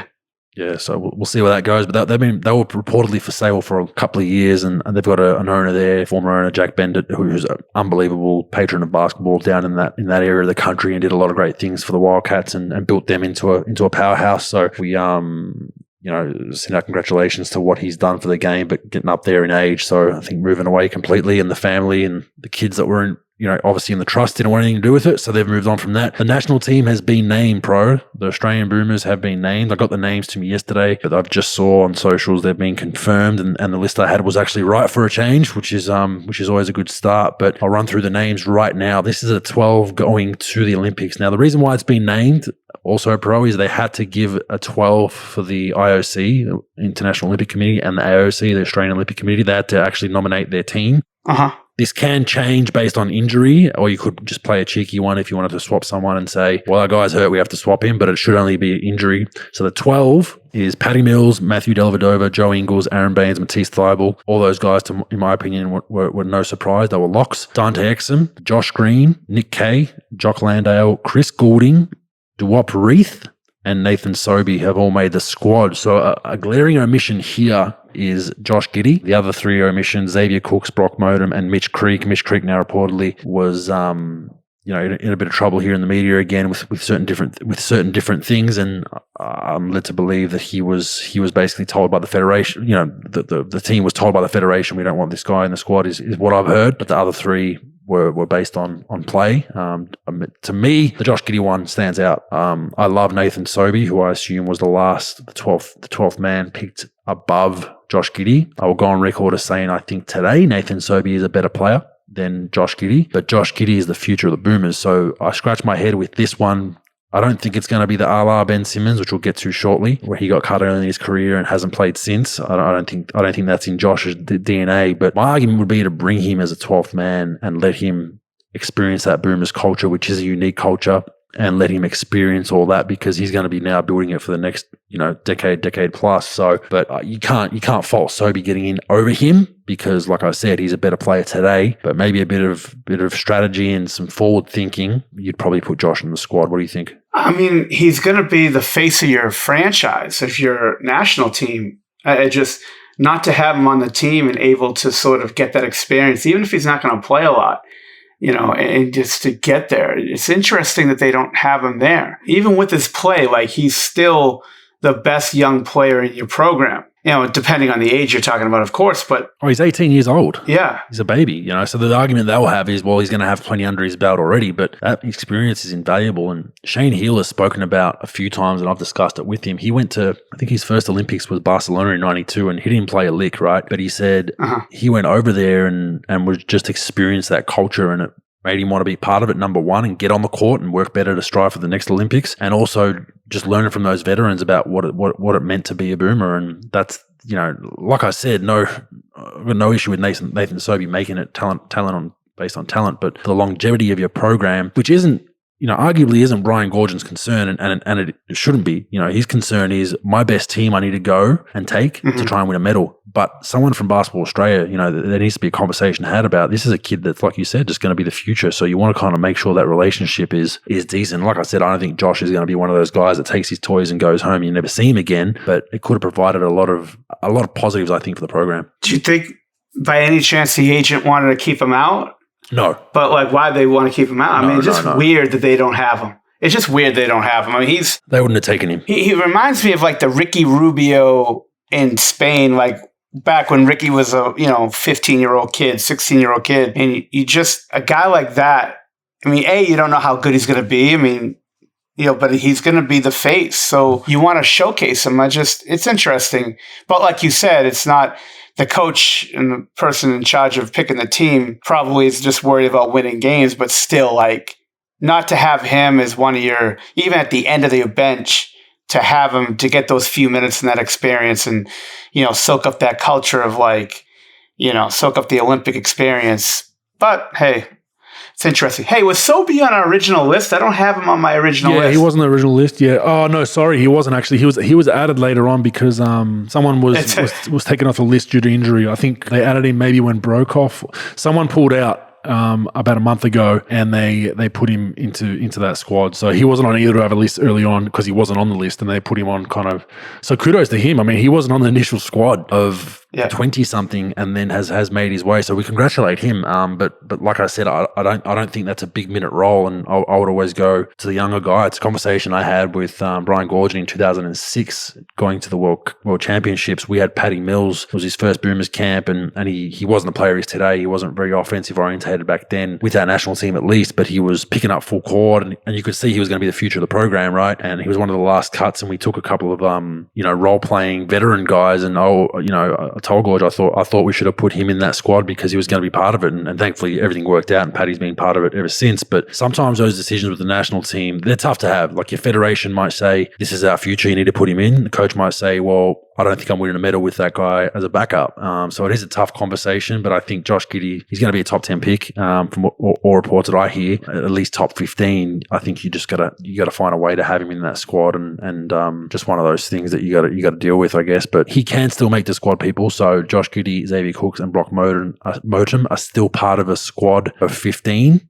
They round out that squad. They will go to Las Vegas and play against the Team USA in these games next couple of weeks in the friendlies. And like I said, if there is an injury, one of the replacements can get bumped up. So the door's not completely shut. We saw that last year. Xavier Cooks did his knee right before we took off, and then we brought in Mitch Creek to replace him, who got cut the week before. So you just never know what can happen. And my advice to Josh Giddey, Xavier Cooks, and Brock Motum is obviously stay positive and be a good teammate, because you just don't know what's going to happen, as we've seen in the NBA Pro with injuries. No doubt. And thank God Sobey wasn't on that list, because if I would have picked him, it would have been a fucking nosedive for his whole career. So, kudos to the person who didn't put him on the fucking list. It saved that kid's career. Poor prick. Career saver. Yeah. One thing I found interesting from a couple of weeks ago, so the head coach of the Nigerian national team, who the reason why I'm talking about it, they are actually in Australia's pool. They are already through. So they have Mike Brown as their coach. He started his training camp. Get this, bro. He had 49 players at the camp. Of course. 49 players. Like, where do you start with 49 players? I know my former teammate Festus Azili, he was one of the cuts, unfortunately, but I mean, Jesus, 49 players in a camp. I wouldn't know where to start, bro. Yeah, I have no idea. I mean, you could start an army with 49 people. I mean, that's a lot of fucking people. I got nothing for you on that one, brother. That's a lot of fucking people. You get one rep to make a shot per practice. Yeah. You play a game of knockout to get it down to 39. I mean, it's unbelievable. I saw that. It was 49 players, and I was scratching my head like that. Kudos to those coaches, because number one, they would have had to find a facility that had 8 courts to get through anything half reasonable at training. And then I would bet my house Mike Brown did not remember everyone's name at that camp. Like, there's no that's chance. A lot of they are down to 13. I'm not going to name their squad, but they haven't announced it officially, but I believe they're down to 13, and they will be in the Boomers pool. So a team that we are watching closely, bro. Oh yeah, let's watch it. Shit, that's an NFL team, Bogues. 49 fucking people. I have no idea how they got through things and how they did things. That's a lot of people. The camp was in California too, so they would have to fly a bunch of players. I mean, a lot are American based, and there is a lot of good players. They're going to be tougher than people think. They have a lot of NBA talent in there that have decided to play a few players with Nigerian heritage that might necessarily. I don't even know if they've stepped foot in Nigeria before. Have also been eligible to play as well. So that's kind of how it goes with the national team. We see it with a bunch of different countries. If you have descent, you can kind of get a way in to play for your national team, and I don't have an issue with that if you've got first generation descent. But if it's like 10th generation, you're like, oh, it's a bit, we're clutching at straws here a little bit. But that's the way it's going with the FIBA game. No doubt. All right, get comfortable. I've got a long story for us, bro. Nice. So a lot of people have asked me around, the Ben Simmons saga around the national team. Why isn't he playing? Why doesn't he want to play? And all that kind of stuff. And look, I think there's a mix of reasons. Some have been injuries, some have been form, some have been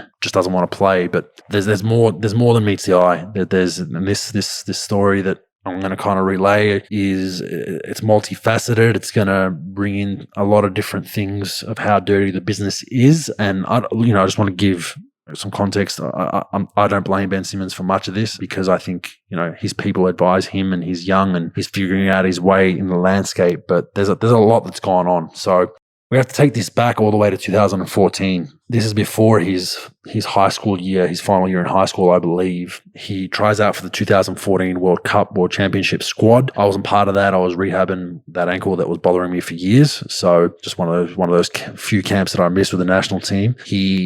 Ben's part of that. He ends up getting cut. He's one of the last cuts. So a la Josh Giddey, let's say, right? You're an injury replacement guy. I believe he wasn't too happy with being an injury replacement and he bounced straight away. Didn't want to be a part of it anymore. Andre Lemanis was a coach at the time. He had some issues, I guess, just about taking Ben as a 12th man. He's the shining star, but can I have him as a 12th man that's not going to play minutes? Will he cause me issues in the locker room, or should I bring a more veteran presence so that he's okay with that role? And he elected to not take Ben, and I would have argued back then, and I've told Andre, I said, you had to find a way to put him in that 12th man squad, just to whether he causes problems or thinks, hey, why don't I get minutes? This is bullshit, blah, blah, blah.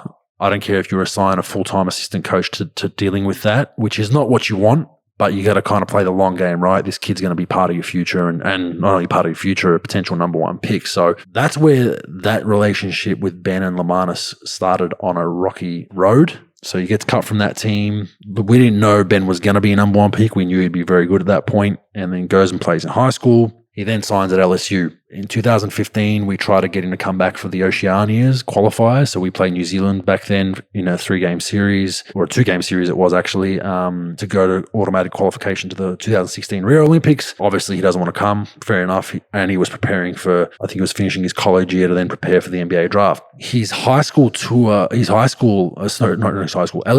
Tour Australia that year, I believe it was in 2015, 15-16, somewhere around there. And he comes out and they play a bunch of semi-pro and pro teams. A lot of colleges do this pro. They come out to Australia in their pre-season or their off-season. It gives them extra time with the NCAA rules to work out together, to get extra training sessions in because they legally can do more hours. Anyway, he comes out here and tours, I think, a bunch of Victorian teams, and I think they went up to New South Wales for a few games. But anyway, no one from Basketball Australia shows up to any of those games to at least put their face in front of Ben. Hey, we're following you. Like, we'd love to have you back in the national team when the time is right. No one in a suit, essentially. None of your board members or people, CEOs or whatever, showed up to those games to try and just say hello to him. So he noted that mentally. I wasn't too happy about it. So we move on. 2016 Rio, that was the year he broke his foot. He broke his foot in Summer League, I believe. He was out for the whole year. Didn't play a whole year that first year as part of the trust the process as they were building in Philadelphia. So obviously he didn't play in 2016, which is more than fair enough. Obviously, no issues there. So 2017-18, there's no games. There's a bunch of FIBA qualifiers through the Asia Cup, which we send kind of what was dubbed the B team. We didn't need to send NBA players or whatnot because we're basically blowing out teams over in Asia by 30, 40 points a night. It's just a new system that FIBA implemented. Anyhow, they get us qualified for 2019. So 2019, we're like, is Ben going to play? We don't know. Around about March or April, I believe, Ben puts out an Instagram post with an Australian Boomers jersey in the background, or him with it on. I can't remember. It was something like that, and kind of alluding to, I'm going to suit up. So fans get pumped. Everyone's like, he's going to finally suit up. We've finally got him national team colors. So us as players, we're kind of, we see it and we're like, great, it's behind us. He's finally going to join us. This is good. I find out that photo shoot was for Visit Victoria, which is a state of Victoria. It was part of Ben Simmons signed a marketing deal to be the face of the Tourism Victoria, which is a big government arm to promoting Victoria to the world. Kind of a no-brainer for Victoria at the time. Your biggest athlete at the time just went number one in the draft, playing in America, kind of your face of your tourism, which is what it is, right? Sure. So we hear he's playing and we're like, great, this is good. Andre Lemanis obviously is starting to build a team or squad to surround some talent around him and his talents. And then I think it comes around May or June, he pulls out. He pulls out of the World Cup. So pulls out. I'm not going to play. I need a rest. I need to keep rehabbing my foot. Whatever it was, right? And we're like, okay, disappointing, but cool. Like, he's pulled out. Great. We can get on with life. I believe Visit Victoria. Now, pro, we had 2 games scheduled in Melbourne and 2 games scheduled in Perth. 2 games in Melbourne were against the USA team. 2 games in Canada, in Perth, were against Canada. Some context around these games in Melbourne. It was going to be played at a football stadium, so it was going to be 50,000 plus people there. There was going to be seats on the grass. It was just going to be a packed house. So some seats weren't going to be great viewing, but you know that you're playing a basketball game in a football stadium, right? So context around that is the posters for these games had, leading up to the ticket sales, had Kevin Durant, LeBron James, and maybe Steph Curry on them versus I think it was Ben Simmons, myself, and Joe Ingles and Matty Dellavedova or something like that. It was those faces, right? So as the games started to get closer to the date, I believe these games were July, August-ish, before, I think it was August actually, before we went to the World Cup in September. Kevin Durant pulled out, Steph Curry pulled out, LeBron James pulled out. So all the big names are pulling out. So there's a bit of politics involved here where Victoria is heavily run with football in the AFL, Australian Football League. I know for a fact they didn't like that a basketball game was coming into town. It was going to draw a max capacity record crowd for a basketball game because don't forget you can get seats on the grass around the court. So it was going to be the biggest event ever in that stadium. It wasn't going to be an AFL game. That wasn't liked by some people. So all of a sudden you had people calling the radio stations saying, I want a refund on my tickets. This is bullshit. I want to see Kevin Durant. I want to see blah, blah, blah. And it was a real small number of people, right? So it wasn't a huge deal, but it made media waves. I've been sold a lemon, blah, blah, blah. So that all happens, right? But Ben's still playing. I'm still playing. Everyone's still playing from the Australian team at that time. So people are like, you know what? It's still going to be a great spectacle. All right, it's not USA's A team, but it's still pretty close. Then Ben pulls out. So that goes public. It goes public that Ben's not going to play in the 2019 World Cup, right? So Visit Victoria hears of this and they said, we've got you on all the marketing. I believe part of his deal was to play, obviously, in those games in Melbourne. For the national team. So Visit Victoria is paying a bunch of money to him for tourism, promote Victoria. What's going on? They call Ben and they weren't too happy about it. Fans obviously have said, now Ben's out as well. We want a refund. So the government was getting some pushback from everyday people living in town. So I guess we then get a call, or Basketball Australia then gets a call from Ben Simmons' camp, Rich Paul, Clutch Agency, I'm not sure who it was, called Basketball Australia and said, look, Ben wants to play in the lead-up games, but not the World Cup. So he wants to play in the 2 Melbourne games and potentially the 2 Canadian games in Perth. We knew Canadian games were out of the question. He was never going to play in those. It was going to be the Melbourne games were very important to him. So they call the leadership group and a few guys on the team and say Ben wants to play in these lead up games but not come to the World Cup. So I was like, nah, it's like these are our games to prep us for the World Cup. We had 2 games in Melbourne, 2 in Canada, 1 friendly against Germany and China as we landed, and then right into the World Cup. Like, these games are very important to us. This was my take, and most of the guys were in consensus with this. We need these games to prime ourselves, figure out rotations. This was the first time I'd come off the bench for the national team. So Andre Martis came to me and said, we're going to start a bit smaller with Aaron Baines at the 5. We're going to bring you off the bench kind of mid-first quarter. You're still going to play 20-30, but want to change things up a little bit. And we have to kind of figure out those clunks, what lineups work. We have 5 games pro to do that. So you throw Ben Simmons in that mix, our style of game completely changes. We need to get him in the open floor, more shooters around him. Can Ben and I play together? Both non-shooters. You have to surround more big man shooters. So everything changes, right? So we're like, no, we don't think that's right. We need to use these games to better ourselves. I mean, that's fair enough, right, bro? Mm-hmm. No doubt. Yeah. So anyhow, Andre meets with most of the leadership group, and we all come to the agreement of, look, these are our important games for us to win a medal. So what's important is it important for us to win a medal at the games, or to have Ben honor his, whatever Basketball Australia and Visit Victoria have agreed to? And everyone said, no, we don't. We respect that he wants to be involved.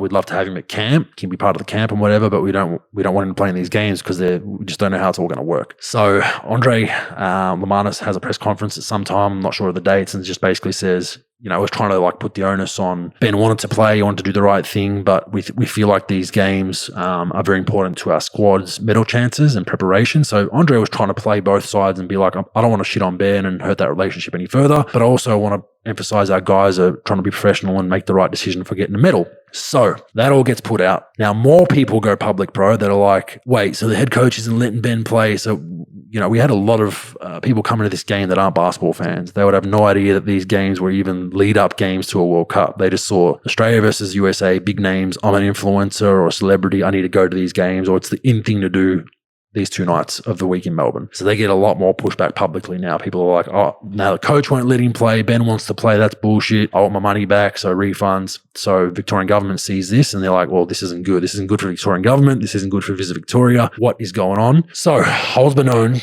the Federation gets a call from the Victorian government, pro. Now, a bit of context around this. The Victorian government, under the Andrews government, who's still in government today, within the 2019 Victorian budget papers, so this is something in Australia that happens, they announce the budget about what they're going to spend on, all that kind of shit. The Victorian government has budgeted $145.8 million into basketball, stadium infrastructure, and high performance development to position Victoria as the basketball capital of Australia. So that's money to grassroots, that's money to kids' stadiums, that's money to more arena type stadiums. That's just a great, amount of money to help basketball in Victoria. So what do you think happens, bro?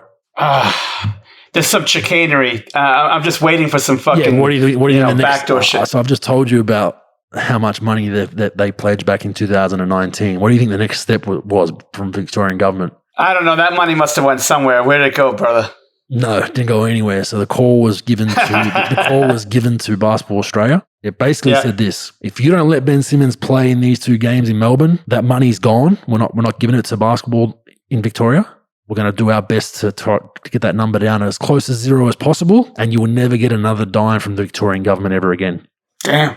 This is where I really respect Andre Lamanis. He came to the group, told us the truth, said this is a situation we're dealing with. I might get in trouble for even telling this story, but so be it, because I think it needs to be told. He said they've basically said that if we don't let Ben play in these 2 games, we're losing funding for grassroots. And he said, I can't have on my soul, in my heart, I can't have that I've taken away from young kids' development and from young kids getting better in this country, and I can't live with myself losing $145 million for basketball in this country. So we need to figure it out how we're going to do this. But I'm letting Ben play. So I was pissed at the time because I was like, first off, that's bullshit by the Victorian government. Because I was like, hang on a second, does the Victorian government want us to win a medal at the World Championships? Because this is the best path we had planned out. But as I sat and kind of took a few deep breaths and a few swear words, I said, this is commendable by Andre Lamanis and the coaching staff. Very, very commendable, because some hard-head coaches still would have said, nah, not doing it. I'm trying to win, I'll resign. He said, look, we're going to figure it out. So then we met about, okay, how can we figure this out so it doesn't affect our preparation? So like, let's say we have him in the squad. How do we figure this out? So we came to an agreement where with the players, we said, look, let's just play in the start of each half. 10 minutes first half, 10 minutes second half. Play him. It is what it is. The fans see him. Everyone's happy. And let's treat those next 10 minutes of each half as kind of the regular rotations for what the World Cup would be, or things we can try to figure out on the fly. And then we have those Perth games, which we knew he wouldn't come to Perth because there was no government deal to go to Perth. We knew he'd be gone by then. We'd play Canada and the rest would be all good, right? So we did that. It was slimy. It wasn't great by the Victorian government. And I don't think this was a huge push from Ben himself. I think he was just kind of there and around and kind of left in the dark about all these dealings going on.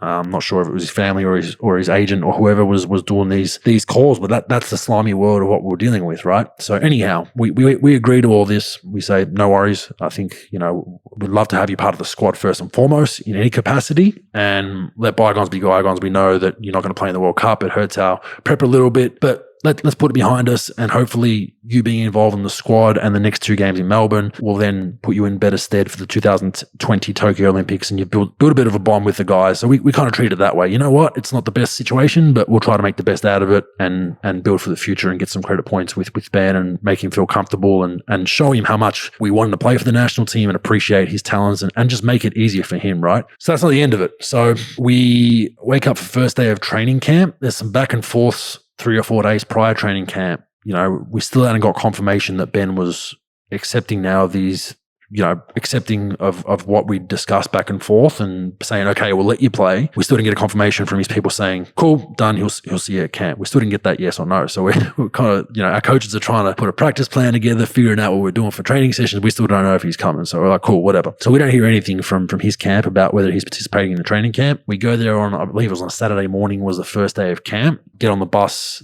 to go to training. Ben's not on the bus. So we're like, okay, he must be out. So be it, whatever. We get there and he's there.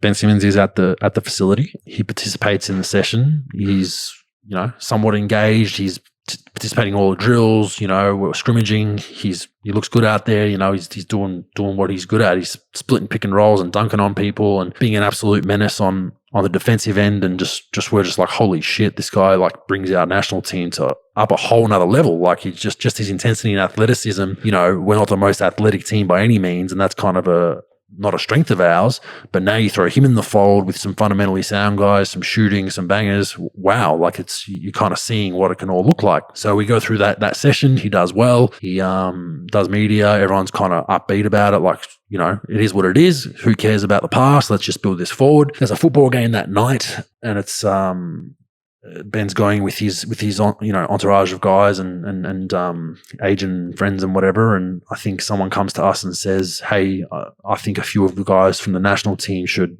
go and just hang out and create some more bridges towards Ben and make him feel comfortable." And so I think a few of the guys put their hands up for it. I think Paddy might have been Delhi and a few other guys went to the football that night, just trying to extend that relationship and build it. Fair enough. So we have a 5 or 6 day training camp. So they go there. Everything was great. They had a good time. And we show up for the training the next day. And it was the last time we had seen Ben Simmons. So there was, still some stuff in the media about whether he'd play or not. And I'm not sure what the decision making was around it, but just left. Went to, I believe he went to Sydney and did some stuff, a few camps that he had planned or whatever, but that's basically where that relationship stopped. And it's just such an unfortunate situation for a lot of people. I mean, Andre Lemanis ultimately is now the former coach. So take with that what you will. He's no longer the coach of the Boomers. And we tried our best, Pro. We tried our best to facilitate where Ben's psyche was, how could we help? And once again, I'm going to emphasize, I don't put this all on Ben. I think there's people in his group and his agency and family and whatnot. I'm not sure exactly who it is that just to give this kid some crazy advice, but to go through that roller coaster from early 2019 so I'm playing, I'm not playing, I'm playing, I'm going to play 2 games, I'm going to affect the preparation. And then I think Ben probably realized like I am affecting the preparation a little bit, and then just left again after all the work we'd built to try and fix that. That to me, it just rubbed me the wrong way, Pro, and I wasn't fond of it. I'm on record saying it, and that's a story that no one knows. And the Victorian government to strong arm a national team, Australian national team who's trying to win a gold medal for their country, to strong arm them by playing someone that they have a separate deal with, to me just was like the epitome of just government. Or it's a form of corruption to an extent. It's just like you're going to threaten a federation and a coach that's trying to do the right thing. And Andre Lemanis is a basketball coach. And I'd warned him long ago about the intricacies and all the things he's going to have to deal with and go through. And he was always, I just want to coach basketball. I want to get us a gold medal. And that's why I loved him. He had no idea about the inner workings, how all this shit works. And I do. And I did from being in the NBA for 15 odd years in college and the politics that's involved in it. And it's just so heartbreaking that's the end of Andre Lemanis, essentially the national team. His brand is tarnished somewhat. And that's your answer, ladies and gentlemen, as to why the national team and Ben. There's a bit of discontent there, and I think I don't think it's something that gets fixed overnight. But like I said, it's just I wish the people around him, and I wish we could just get to him as a group and chat to him and back then and bring him in and be like, hey man, like what do you need from us? Like why don't you want to play and all that? But we can't even get a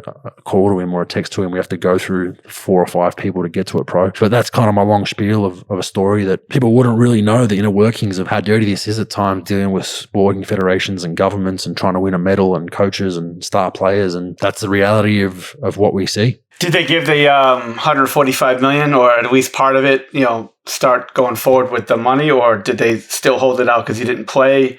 How'd that go, Bogues? I think they've kept the agreement, because I think they realized that we tried to make good as a federation when we got the OKs. And I think once Ben showed up to that first training session, I think Visit Victoria realized that it wasn't so much an us thing as it was a Simmons camp thing. And then there was also the infamous Crown Casino incident where Ben Simmons had claimed he was racially vilified for not being let into a casino without an ID, saying that he got ID'd when one of his white friends or someone else didn't. But the end of the day, he was ID'd and wasn't deemed. Sorry, he was of age, didn't have an ID on him, and they wouldn't let him in, and that caused an issue then. And I think Visit Victoria were like, "Hang on, we're paying you to promote Victoria. it was basically world news. I don't know if you remember it. It was world news that he was vilified. And I think Visit Victoria got a little bit pissed off about that. Whether it happened or not is a separate conversation. But yeah, and I believe they then realized, not so much at Basketball Australia trying to be silly. I think they realized it was maybe a Clutch Sports camp thing, and I believe all the money's still being paid out as we speak over the years. But that was just crazy, man. Like the fact that you can hold a national team's coach, hold on his head that you're gonna affect grassroots sport in the state of Victoria for 5 or 10 years if you don't do what for only a couple of games. Yeah, and yeah, but it was part of the, like, you got to remember, bro, these 2 games in Melbourne, they're the 2 biggest basketball events we've ever had in Australia in the history of this country. Yeah, you good point. 50-something thousand people at a basketball game for both games, fully sold out, Australia versus USA. One of them set history. It was the first time we'd ever beaten Team USA as an Australian national team. So it was a big, big deal, and it was Visit Victoria and the Victorian government as part of bringing, because they're involved in bringing that game over, right? So they're paying money to bring that game over. They're paying the USA, Team USA and the NBA to have that all organized. Another big part of it was we're paying Ben Simmons to be part of that game. He was on all the billboards, him and I were, and I think Andrew Gaze and Lauren Jackson, they did this big promo, spray painted a big wall. So he was paid not only to promote Visit Victoria, but to be part of that game. So they had a right to be a little bit, their nose out of joint. But the fact that then we felt the heavy ramifications of it. And like I said, Andre Lamanis now, the former head coach, he's told, we'll put it on your head if he doesn't play, you're not getting the money. But I believe that the money's still going through, thankfully. But I mean, imagine being told that as a head coach, pro. Like you're head coach, pro. We want you to win a gold medal, but by the way, we need you to do this. So if the gold maybe goes to silver, bronze, or fourth, not too much of a big deal because we've got this 145 million that you probably want more. I mean, what do you do? Yeah, it's bullshit. I mean, to be honest, I would rather watch fucking Andrew Gaze and Oscar Schmidt go play horse than fucking watch Ben Simmons play in a couple exhibition games and not take 15-foot shots because he doesn't want to miss. So, yeah, it's pretty bullshit. But, like, again, we talk about players talking about this is a business, and all this bullshit, right? That said, I mean, you got to be self-aware and understand how that's impacting Basketball Australia, as far as, like, you holding them hostage. You don't want to play for them. So why not just come out and say, look, I don't want to play for Basketball Australia. That is what it is. But, like, this whole fake thing that's created where, he wants to play, maybe he's posting pictures with fucking the jersey in the background or on or whatever. I mean, it's just like, be a man. Just say, hey, look, tell him.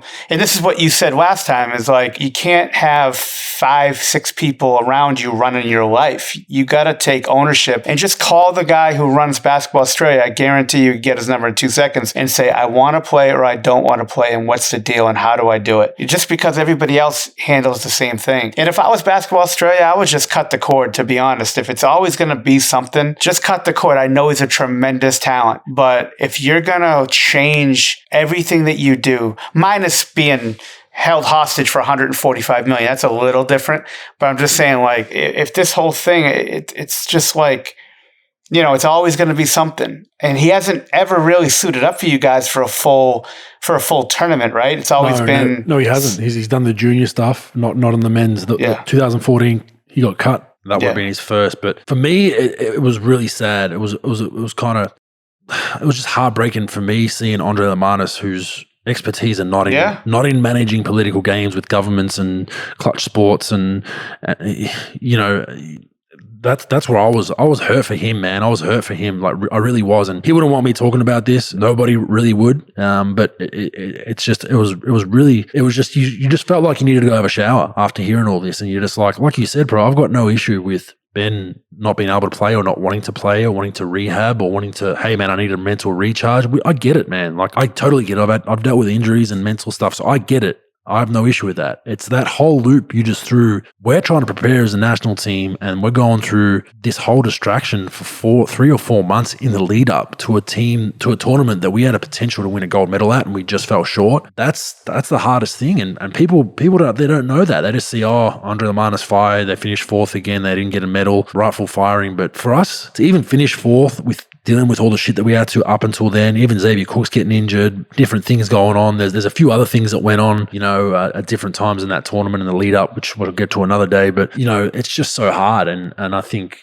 he should be, Andre Lamana should be commended. Luke Longley, the coaching staff should all be commended. I wasn't too happy about it, to be quite honest with you, because I just felt more not from me. Like I could care less. Like if you don't want to play and you're the best player in the world, so what? We'll figure it out without you, and we'll try our best without you. It was more for what it did to our coaching staff. And you make a point about Basketball Australia, maybe saying, dude, like we're done with this. They can't. He's the face of Australian basketball, and they see marketing and sponsorship as that's part of their KPIs and how they get money into the game, and Ben's the pinnacle for that. So you want him involved, but it goes to the extent of we hired people at Clutch Sports request, for our national team. So basically their demands, he needs this. If you don't have this, he's not even going to play. And so we jumped through hoops and did a lot, and she still didn't play. And that's where it becomes sad. And Basketball Australia, to be honest, that they made some mistakes along the way that I mentioned. You got to put him in that 14 team for this very reason now. We're 6 years on, he hasn't played a game. And, him coming with LSU and being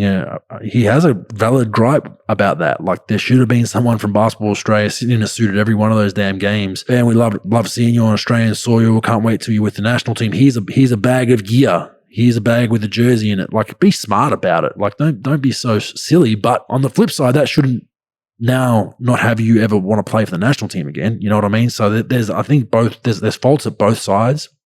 Like you said, I have no issue with Ben not playing. It's all this extra stuff where, it got to a point where I basically, I can't remember who I asked. I said, let me get his number and I'll just ask him the question.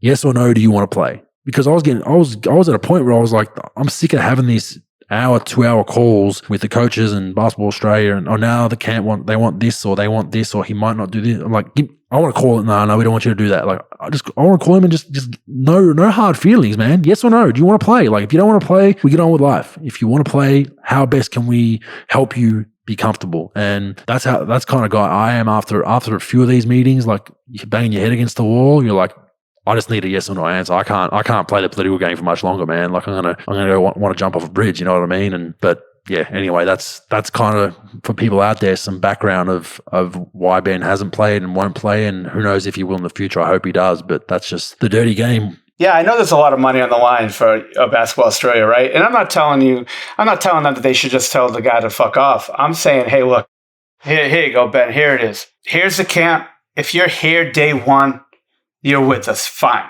If you're not, that's it. There's no extra hoop jumping. There's no hiring people. This is your national team. You know what I'm saying? Like USA Basketball does, they try to coerce guys into playing. They want to get the best players, but like at some point you got to be like, look, we want you. We're here for you. We'll support you, but you're going to be here like everybody else. If you want to be here, great. But don't jump through these hoops. Now, I understand the money. Don't get me wrong. But they got to, at some point, don't say we're done with Ben Simmons. But always invite him. If he's not there day one, then he's out. And that's it. And that's how you should treat it, because this is your national team. And at some point, like, it's embarrassing that they have to have people call and, beg. And it just, at what point do you say, wait a minute, what are we doing? Like, yes, he's going to really help us, and we need that talent. But I'd rather somebody who's just more engaged and wants to play, that's a really good player out of the NBL that like takes this stuff serious and is going to help us try to win some games internationally in competition. Look, and if this guy, that's it. He's like everybody else. That's your national team. It's not like you're in free agency and you're begging him to come to your team because you need him to play, because you're in an organization that doesn't have players, and you're going to offer him a max contract and begging him to come. Here's your best players in Australia. Yes, they're not as talented. Most of them aren't as talented as him. But like, at some point you got to be like, fuck it. Like, we're not going to be disrespectful to him, but he's going to show up like everybody else. If he doesn't want to do that, then we got to move on this year. And hey, 4 years from now, good. We'll invite you again. But if you're not here again on day one, we got to take people that really want to be here, because like you said, you guys jumped through hoop after hoop after hoop, and you hired people and you did this and you did that and you begged the kid, blah, blah, blah. And what happened? The guy still hasn't played it for you. So at what point do you stop being embarrassed and treating this thing like an organization? And that's the other issue with contracted players when they want to hire their coach or they want to bring in free agents. It's the same kind of thing. If our national team says, what do you need? Well, I need this coach. I need this person. I want someone on the board. I want XYZ. And then he gets hurt and doesn't play anyway. Now you got a squad of 11 other players that are like, what's going on here? You know what I mean? So it's a fine line. I hope No doubt. bygones let bygones be, and I think we hopefully can get him to suit up in the future, but I just hope it's without all the sideshow stuff. But that's unfortunately that's clutch sports to an extent. That's part of that whole show and the Hollywood. And like I said, I don't completely blame Ben for it. I think some people advising him or helping him are just not into that. And look, Ben does have some valid gripes from his junior days, but I think it's we've all dealt with shit sandwiches from Basketball Australia. To be honest with you, historically that they've had some good people running it at times, and they've had some absolute cowboys running it, and that's just a part of what you have to deal with the federations. But as far as our squad and doing the right thing and coming together to try to win a medal, I think not only that, I think with what he's gone through now, to be part of the squad with these guys, that would help him significantly with just everything he's gone through. That team aspect and, no doubt. and just bringing you back to that team aspect of basketball where you don't have a Joel Embiid who's going to let you out to dry in the media if you have a bad game, or you have a guy that wants you to do well, and I think that's the difference with it. You can actually take more from the national team from that aspect than sometimes you're giving, because it just can revitalize you a little bit. But like I said, once the governments got involved and all that, I was off the whole thing. Like I was ready to just go rogue, as you'd say, and just be like this, because I wanted to go to the media at one point. I told someone, I can't remember who I told, when the Victorian government threatened that, I was like, nah, that's bullshit. That is bullshit. So that they don't care about our medal. They just care about this two game friendly in Melbourne. I was like, I'm going to the media and so, no, please don't. So I didn't, because I was so worried about losing the money and all that kind of stuff.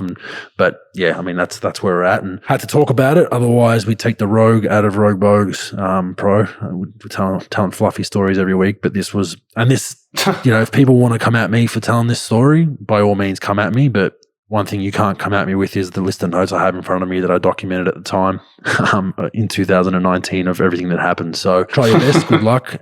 This isn't about, like I said, this isn't necessarily about myself versus Ben or whatever. This is just the facts of what happened. This is more, giving credit to Andre Manis for the way he handled it. I still think he was a really good coach for us and just got caught in the political game, Pro. But let's move on. Enough negatives. Let's move on to some positives. Hopefully, stats, useful or useless. So 3 good ones. Hawks now won 2 games to make their first finals since 1961, but only 16% of teams facing a 3-2 deficit have gone on to win the series, and over half don't even get to Game 7. Atlanta last successfully overcame a 3-2 deficit in the first round of 2010 against the Milwaukee Bucks, and guess who played for the Bucks? You? Yours truly. That's the elbow car accident injury. I wasn't actually playing in that playoff series, Pro, but I was part of that really good Bucks team. We're up 3-2. Game 5 was in Atlanta. Beat them 3-2, going home game to wrap up the series, and we get Jerry Stackhouse to sing the anthem, and it was almost as much as I love Jerry Stackhouse, by the way, and he can throw hands, so I'm kind of a little bit scared, but I love Jerry Stackhouse. But he sung this anthem, and it was the equivalent of you tipping someone to win something. We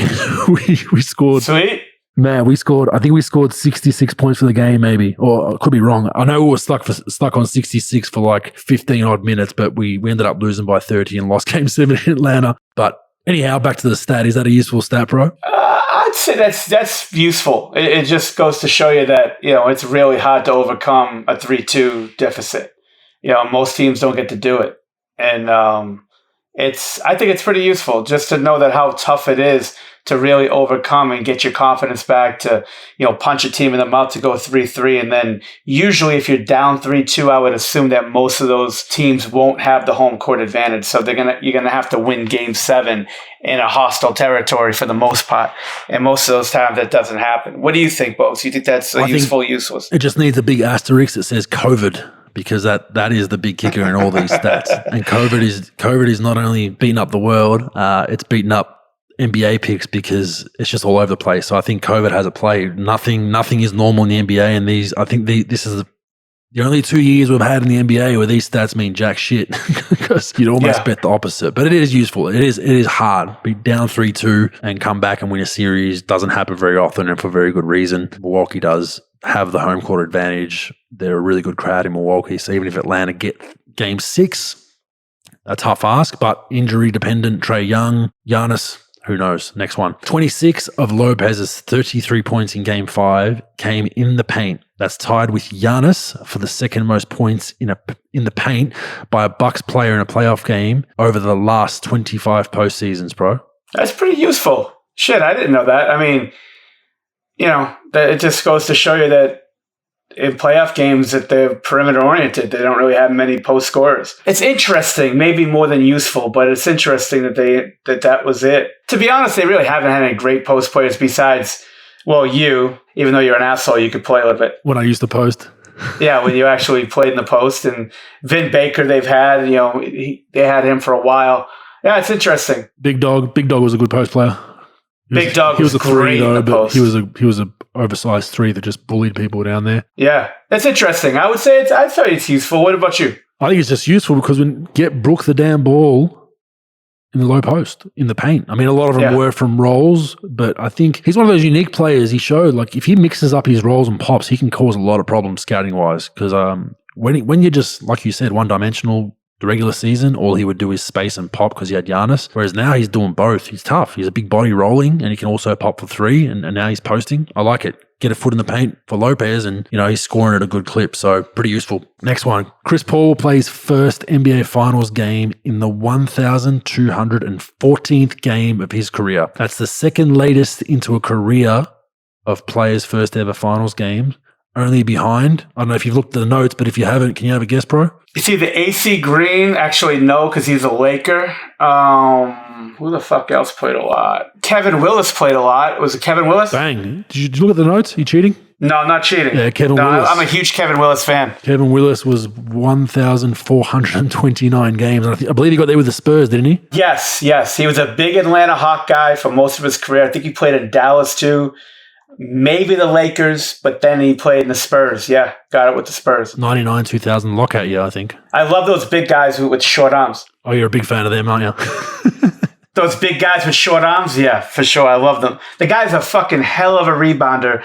The guy probably had shorter arms than I have fucking attention span. It's crazy. Yeah, he played a long, long time. It was always that chiseled big dude that was just ripped. Even when he was older, he was always...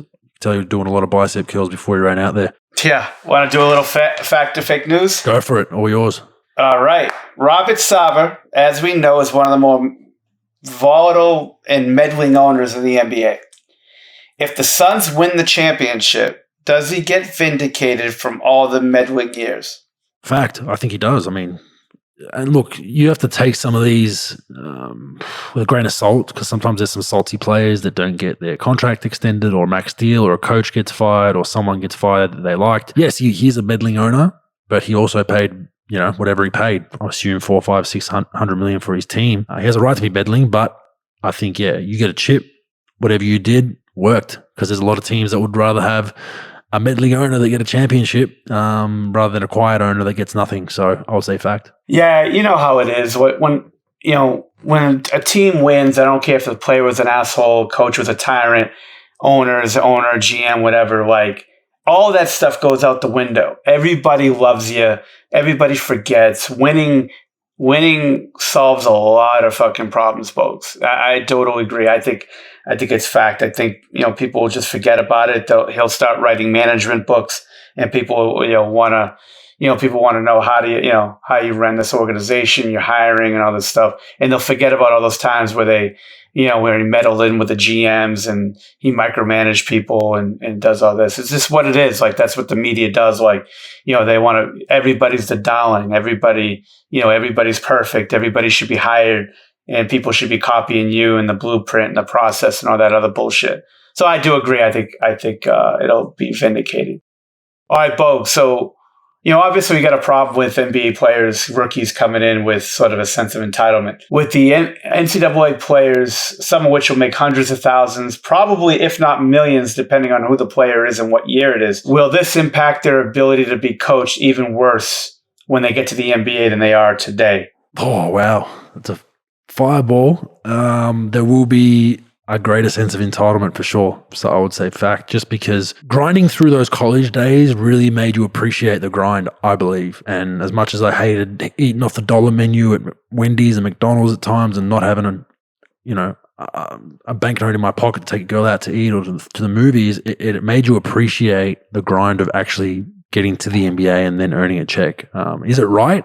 Probably not. Like we've had these discussions about the NCAA at times that, they could probably give a little bit more. But yeah, I think the entitlement now, you're paying a kid, like we spoke about, even if you're in high school or you just come out of high school, you give a kid a masterpiece son, 4-year, $2 million deal in college, you're balling with that money, man. Like you're beyond balling. Like you give someone a 4-year, $200,000 deal in college, you're balling because everything else is still paid for. So now you're just straight cash, no bills, you're not paying for anything, right? So I think those kids then moving on to the NBA and being told what to do, I think there'll be even more entitlement, bro. Dude, imagine these poor fucking prick, these college coaches ran the show. I don't care what kind of recruit you have. They might be a pain in the ass, but you're still the big dog on campus. You have that over them. Most of these coaches making $2 million, $3 million, $4 million bucks, in college. Imagine now fucking these guys, these kids that they're going to come coaching. Some of them are going to be making $200,000, $300,000, on top of the money that school's already paying them under the table. So now you're talking about $700,000-800,000. 2 middle fingers up, like you're going to fucking tell me what to do. A, I'm going to the NBA next year anyway. Yeah. B, now I'm making bank openly. Yeah. By the way, coach, I got 5 photo shoots tomorrow. Let's start moving practice up to 3 fucking PM. Oh, the NBA special. Yeah, no doubt about it. So good luck with that shit, man. It's going to be tough. They're going to be really tough. They're going to be real tough. Imagine being a high school coach and dealing with it. Like, all right, college, at least those dudes are making a couple of million. Imagine being the high school coach, like, nah. Yeah. No, the high school and AAU guys are, they got absolutely no control for the most part. And now you're talking about these colleges where these kids are going to be making, they were making money before, but imagine they're going to be making like hundreds of thousands and they got these photo shoots legally, and these agents. And you can have these kids fucking, having these agents that are brokering these deals for them. Now you're going to have agents, it's usually parents and AAU coaches, high school coaches bitching about their kids playing time. Now you're going to have the agents that's booking these fucking things. What do you think? They're not going to be calling like they call their fucking NBA GMs when their clients aren't playing? Yeah, I think it's going to be a big fucking problem. That definitely will be impactful. I still think I like the idea of them making money off their likeness, but it's not going to do anything for their competitive fucking nature. They're going to be really tough to deal with. Not all of them, obviously. If you're coaching at fucking, Valdosta State, you're still good. But if you're in Kentucky, North Carolina, Duke, yeah, good luck with that shit. Okay, last one, Bogues. Kawhi Leonard leaves the LA Clippers. Oh, tough. I've seen there's some rumors, Dallas, a few other teams. This year. Yeah. He can opt out, right? Yeah. He can still opt out and sign with them, but go ahead. Yeah, he can sign a longer deal. Yeah, he'll opt out regardless. As far as leaving, you look at their squad, are they that? I think they're just as talented as Toronto were when they went to the chip, in my opinion. But it's just a matter of staying healthy. I think he loves LA from what I understand, or California, loves that area, so that could play a part. My whole thing is, where does he go? Like, Dallas is rumored, you put him next to Luka, okay. There's a few other teams out there. I would say it's fake news. I don't think he leaves the Clippers. I just don't think there's many better rosters out there for him. Keep PG, who had a hell of a year. You've got, Morris, you've got... Probably need to make some tweaks losing Jackson. You got Zubac, a solid big. And, don't forget they didn't get much out of Ibaka and a few other guys, so they make a few more tweaks in the offseason. They should be close. Yeah, I think it's fake news, too. I don't see him leaving. Like you said, he likes being in LA. They got a good team. They'll tweak the roster like they usually do. They don't really have a lot of money to spend, and they're going to have to do some things. But I can't see him leaving. They're still one of the best. Yes, they underachieved, but let's be honest. Again, he doesn't get hurt. If he doesn't get hurt, you're talking about them easily being in the NBA Finals. So, well, not easily, but they would have been there. But I think that you take a look, like, where are you going to go? You're going to go to Dallas. They got about $20 million to spend. Yes, they could probably get rid of some contracts and open up some more money. But again, it's not guaranteed that you're going to play well with Luka. It's just, you don't know. You play well with this team. This team is built pretty well. They got to tweak it a little bit. Their staff's got to be a little bit less like an AAU team, with their coaching staff yelling and Ty Lue's there every 2 seconds and just get a little more stability there. But I think they're fine. I think he'll stay. I think there's a little story coming out like he didn't like the medical team and all that stuff. And who the fuck knows if that's true or not. But I say he stays. I don't think there's any problem with him leaving. All that means he's probably going to hire his cousin, auntie, and uncle are going to be on the medical team next season. Oh, yeah. Yeah. There'll be 401ks. I heard last season he didn't live in LA. I don't think he was living closer to San Diego. And some people I know told me that he delayed the plane a few times because he used to helicopter out, Kobe style. So I know a few of the guys weren't too happy about that on last season, not this past season, the season before. So I think he likes that whole lifestyle. He can live in a nice place out near San Diego and helicopter in if he needs to. And I don't think much is changing. San Diego's nice. Really nice. San Diego's solid. All right, real quick Q&A. We'll get to these real quick. We've got about 10 minutes left. First one's easy to answer. So, hi, Bogues and Pro. An iconic picture of Dwayne Wade throwing the off the backboard pass to LeBron, who then dunks it. It is clear that you, Bogues, are in the background. What is it like to be part of a bad end of an iconic image, e.g. Jason Terry, Joel Embiid, Ty Lue? What were your thoughts in that moment, and have you ever gotten press about that moment? Well, first off, don't compare me being in that photo to Jason Terry and Joel Embiid and Ty Lue getting, Ty Lue being stepped over, Joel Embiid, John Collins, Jason Terry, LeBron James dunk, I assume you're referring to. I was just running my ass back, defensive transition. It wasn't my fault. I believe we turned the ball over up high on top of the key and I was down near the box. And I just remember running back in transition and just seeing that. And to be honest, I don't really give a shit about those kind of plays because to me, they're 2 points. But yeah, I noticed in the photo, I've seen it a few times and I look real closely and I'm like, that's me back there. So it doesn't really bother me, to be honest with you, bro. No, I mean, what are you gonna do? It's just one of those times, you're just sort of, yeah. What are you just caught in it? I mean, you got nothing to do with it. It's just, it is what it is.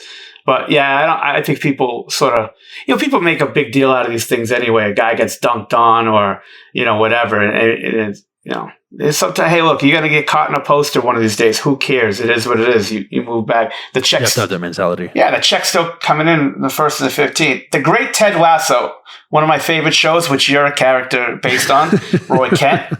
Like he says, great line in that movie. You got to be like the happiest. What's the happiest animal? It's a goldfish. Why? Goldfish has a memory span of 10 seconds. You just got to fucking forget about that shit. You can't let it fester. It is what it is. If you're going to let it fester, you're fucked. You just let it go. It's a play. It happens. And then you just fucking run down the court and you do it. It's like the Frederick Weiss dunk. It is what it is. He got fucking dunked on. He's 22 feet tall. He got jumped over. It's fucking Vince Carter. I mean, it's not the last guy he'd ever do that to. So, yeah. But you just get caught. Fair enough. I'm happy to sign that photo for anyone that has it anyway. If you have it and I'm in the background and you catch me out and about, I'll sign it for you. Thanks for that question, Josh from Sydney. Loves the pod and said, keep up the good work. Next one. Hi, Andrew. My question is, what is the most important on defense? Is it effort, skill, mental awareness, or a combination? Thanks. There's a lot of things defensively. Number one is you wanting to play defense is probably the priority, pro. I think there's a lot of players that there's a lot of players in the league that are labeled bad defenders that can be good defenders. They just don't want to be because they play one side of the ball. You get hit a lot more playing defensively. You risk a lot more injuries playing defensively. And some guys just want to keep their legs for the other end. Effort's a big part. There's no real skill as per se. Like you can't really go into the off season and be like, I'm going to work on my sliding. Yes, you can work on your lateral quickness a little bit. The skill is more in the mental awareness, is reading the game. You're somewhat a quarterback when you're on defense, especially as a big guy. You can see the floor and you got to kind of get a feel for what's going to eventuate before it does, a couple of seconds before. Otherwise, if what we just spoke about in the last segment, the last question, if you get somewhere late in the NBA, you're going to be Frederick Weiss and Vince Carter's going to have his ball bag on your head. So that was one thing I learned very quickly was in the NBA, you're better off showing up on your help side defense way earlier than late. Try to side on the side of early. But yeah, there's nothing you can really do training wise. Watching a lot of film helps, watching a lot of basketball. And I think, the biggest tip I would have as a help side defender is talk, look big, and try to get there early. I think that's part of it. And then on the ball is playing tendencies, knowing which way a guy goes. So knowing your scouting report and trying to trying to make your job as a defender generally is to try and make the offensive player do something that they're not used to or they're not comfortable with. If you let them get to their spots on the floor, let them feel good in a rhythm dribble that you know they're going to do, then it's on you. They're going to feel good about themselves. But if you make them make a tough shot, and hey, they're going to make it sometimes, you shake their hand. But the percentages and analytics, as we know, say if you make them take that shot they don't want to take most possessions, even if they make 5 in a row, it's going to eventually equal out where they miss 10 in a row, bro. What do you got for us? Bogues, I think the 3 most important things that any defender can do. Like, I'd rather 5 good team defenders than get 1 unbelievable stopper and 4 people who don't want to play defense. So like you said, you got to have to want to play defense. The 3 things that I think that it's really important in the defense today is A, hand positioning. Not holding, knowing where to put your hands, not getting called for fouls, not overplaying, and then them go the sweep through move and draw on fouls. So hand positioning is 1. 2, not leaving your feet on fakes on the perimeter, especially.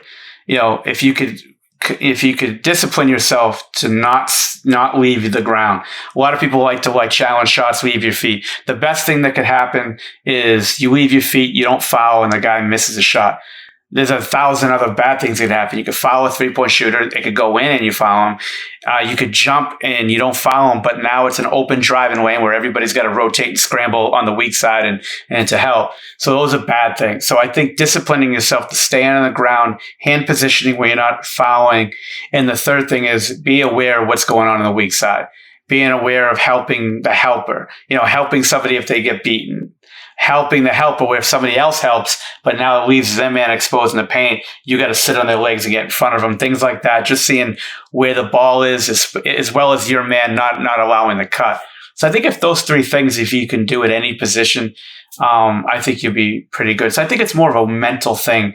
Like you said, studying your opponents, studying, their tendencies and things. But I think those 3 things, not leaving your feet, hand positioning, and having an awareness of what happens off the ball on the weak side, and always being in a position to try to help somebody else.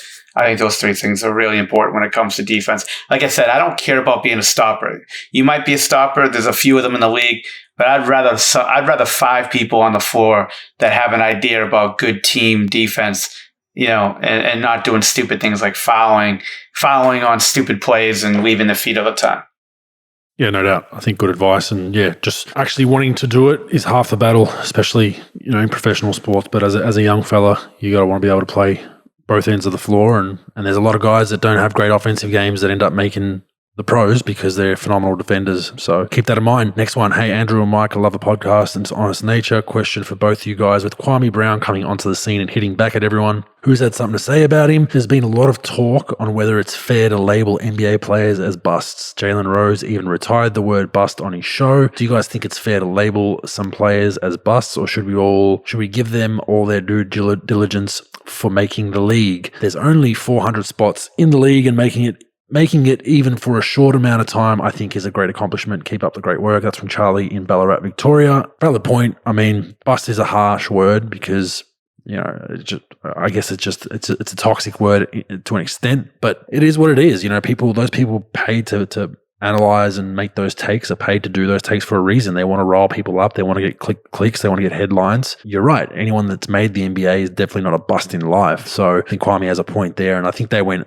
real hard on Kwame, and Kwame's explained a million times as to why he thinks that happened with Stephen A. Smith and whatnot, and one of the first high school players to go big out of high school with the number 1 pick and whatnot. So yeah, I think there is a bit of legitimacy to using that word, but I mean, what are they going to? They're just going to change it with something else. They're just going to say, oh, he's not good, So what's the difference? I think bust is an alarmist type word, but they'll just change it into something else. And retiring a word is not going to change the fact that these talking heads get paid to say crazy shit, and they're going to continue to do it, bro. Yeah, I don't see a problem with the word bust, to be honest with you. Especially when you're talking about top picks in the NBA draft and sort of what comes with that.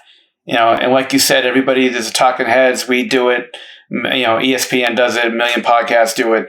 And look, in some aspects, he was a bust, right? Like, he was a number 1 pick, and it doesn't matter. Like, at the end of the day, Bogues, nobody gives a fuck. Nobody gives a fuck if your coach was a tyrant. Nobody gives a fuck that you play with Michael Jordan and he treated you the way he did. Like, nobody gives a fuck. As far as if it's not him the person, it's got nothing to do with him personally. But if you talk about basketball wise, comparing him to other number one picks, like we talked about, if he was a 23rd pick, nobody would give a fuck. You know, plenty of those guys flame out. But you're the number one pick, and regardless of what happened, the public record on Basketball Reference is what he did in each of those seasons. And he didn't play well. And again, nobody cares. You break your leg in 26 places and you got to stop out of the league. Nobody gives a fuck. You know, your coach was a tyrant and he didn't play you for one reason or another because he doesn't like your agent. He doesn't like where the school you came from. He doesn't like you're European. Nobody gives a fuck. Like, hey, look, they call you a bust. They call you a bust. He made a lot of money. He was successful in life. It's hard as fuck to get to the NBA. No doubt about it. That's an accomplishment. Everybody who makes the NBA, that's an accomplishment, 100%. But people get paid to evaluate. You're being evaluated every fucking game. And the same thing like Paul George we talk about. Paul George plays great in 90% of the games he plays in. And then there's going to be 10% where he doesn't. And they're going to call him on those 10%. Unfortunately, that's the world we live in. So I don't really care about the word bust. It is what it is if you want to use that. As long as you don't go personal with a guy, if you're just talking about his basketball skill because you're evaluating that, and he was a number one pick, so it automatically puts a target on his back. Again, nothing personal. He was a heck of a player coming out of high school. He was a serviceable NBA player, not a great one, he was just a decent one. And again, nobody cares why he got to that point. He just got to that point. And so I'm okay with the word bust, especially if you're evaluating somebody's performance. I know people like to be sensitive about it. Jalen Rose and all these guys, you know, like to say they want to be the first person to to retire that, to say that they're self-righteous and stuff. But that's not the truth. Let's be honest. We've all bashed players. You know, we've all do it. It is what it is. As long as you don't go personal with it, you're just evaluating their performance based on what you think the game should be played like. I think you have the right to do that. Yeah, I think it's fair enough. It's definitely fair enough. And I mean, it's just how someone takes the word. I think context plays a big part as well. And I mean, to me, you can banter with me and call me whatever you want. I really don't care. I'm going to go back at you the same way and then we get on with life. But I'm not going to sit there and say I need to retire a word. I think Jalen's just shitting himself that Kwame's going to be in Jalen's ass on him, yes. one of his one of his rants. So he's just like, I'll retire it for you, bro. Just leave me out. Love you, Kwame. He's fantastic. Fantastic. All right, last question real quick. Andrew, as a younger guy, how much work a day, week did you put into training? That's from Bogues. As a younger guy, I put a lot of time into training. So I'll give you a quick rundown. I assume it's probably the same today. Monday morning, I'd have a session in the morning for about an hour before school. So about 6 a.m., 6:30 a.m. Every day, Monday to Friday, I'd meet with a trainer who I've spoken about on the My Journey series. We'll call him Steve for legal reasons. He would pick me up from school, basically, take me straight home, get me changed, and I'd train basically 4 to 6-ish, 6:30, 7, or until we got kicked off the court at times. That was Monday to Friday. On top of those sessions, I'd have a team session on Wednesday nights at about 7:30. So I'd go from that Steve session, go home, get a quick bite, or sometimes even go straight from there and then go over, do another morning session on Wednesday morning for about an hour before school. Friday night game, Saturday morning, I'd have a bunch of domestic games, local games. Sunday, there'd be another team training session with the club team I play with on Friday, and then Monday would start all over again. And then on top of that, I'd put in some time at home, but all in all, it was a lot. It was a lot of time. I was really, really tired throughout that process, and it was just a lot of basketball. Tried to play as much as I could, and played a lot of games on weekends. Like I play sometimes 4 or 5 games on weekends with club teams. So on a number of hours, I'm not sure. It'd be 30 odd, something like that, if not more. And then including games and travel and all that. But I'll go back to master any craft, or at least be competent where you're professional in your craft. It's 10,000 hours. So whether that's playing a guitar or being whatever, the number they say they use loosely is 10,000 hours. So get to maths class and figure that out and try to implement that, pro. Yeah, 10,000 hours. I've done that in eating probably in the first 2 months of my life, but that's pretty cool. I think I'm a pretty much of an expert at that. But yeah, I mean, if you want to be great at anything, you have to prepare for it. And you have to, again, I think in development, when we're talking about development players, the first thing you got to do is teach them. I don't care if it's 12 years old, how to be a professional. Meaning, how do you put time in? How do you prepare? How do you take care of your body? How do you take care of your skill on the court? How do you take care of preparing for opponents? Obviously not a 12-year-old, but if you're talking about a young high school, college player, whatnot, a professional player. So I think spending that time, Kobe was insane. Like Kobe would do, 5 a.m. on the court. Then he would do his weights. He would eat breakfast. Then he would do, he would go yoga. He would go martial arts. He would get break in, eat lunch, do track work at night. He would spend literally 9 or 10 hours a day training. And that's a little crazy. I think if you're a young kid, you put some type of, 45 minutes to an hour in stretching and yoga or whatever to just sort of keep your body sort of, strong. You put some time in the weight room, 45 minutes to an hour. You get on the court for an hour, hour and a half. I think you're good. You're good to go. So if you're putting 2.5 hours in a day, especially in the off season, I think that's 2.5 to 3 hours a day with everything. I think that it's a great deal. And yeah, that could really prepare you, especially if you're working on the right things. A lot of players like to work out and play and all that for 8 hours a day, and they're not really doing the right things. I think you could streamline it, and you could cut it down to 2.5 to 3 hours, especially, and you got to play a little bit too to sort of work on the things that you've done on the court. But I think you just got to work on the right things and be focused on the task at hand. And then obviously post-workout, post-playing, to be able to ice down, heat, ice, whatever, stretch to keep your body loose and healthy. So I think if you're spending about close to 3.5 with playing a day, I think you're in good shape. But get you at least 1 day of rest where you're not doing anything a week. No doubt. Yeah. I mean, try to tell Steve that, but after a long weekend of games Monday morning, and it was like we had a few lighter sessions like stretching and whatnot, but it's hard to tell an Eastern European coach that. But yeah, I think you need a good mix and just know, like you said, bro, I think spot on. The rehab, weights, physio, ice, stretching, cold tub, that's part of training too. So it doesn't mean if you go sit in a hot tub for 3 hours, you're going to be an NBA player, but it does mean that if you have some niggles or some issues with your body and the physio says, I need you to do these rehab exercises, I need you to do this, I need you to ice, you need to do that. That's part of your training as well. It's not always just, people think training is just running up and down a court. Video as well, which is what you're involved in heavily. Watching film and video can really help your game. And for instance, find someone in your position that's a similar style to you professionally. Like I'm this guy, I'm a rebounder scrapper. Look up a rebound scrapper, a Dennis Rodman type or someone. What does he do to get an extra couple of rebounds? Or what am I bad at? Let me find that guy on some tapes on YouTube that I want to be a better screen setter. Let me look up some screen setters, whatever it is. And I think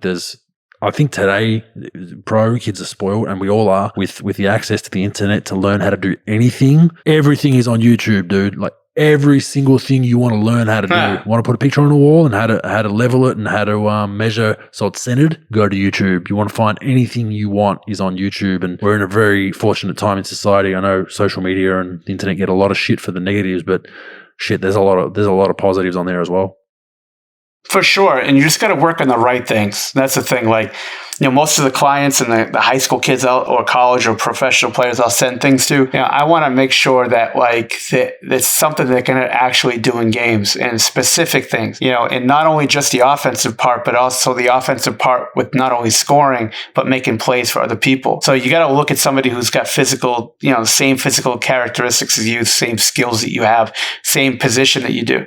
And then watch how they get their baskets and how they get their points, and then try to emulate that and really be tunnel vision. If you're a 6'9" lumbering player that's big, strong, heavy, wide, whatever you want to call it, you shouldn't be studying fucking what Trae Young's doing. You know what I'm saying? You shouldn't be studying what Kevin Durant's doing. You should be studying what Marc Gasol's doing, what Valanciunas is doing, what a player like that is doing. So you got to look yourself in the mirror and be honest, because not only your training should be focused on things you actually do in games, the players that you study, you should be actual players that sort of have the same characteristics that you do. So you could actually follow that up with positive things. Again, that's the problem we have in the society with trainers and things. I think trainers are good.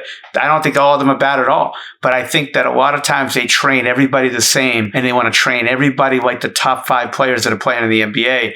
And that's just not very positive. And it's not really going to do much for a player's career at any level.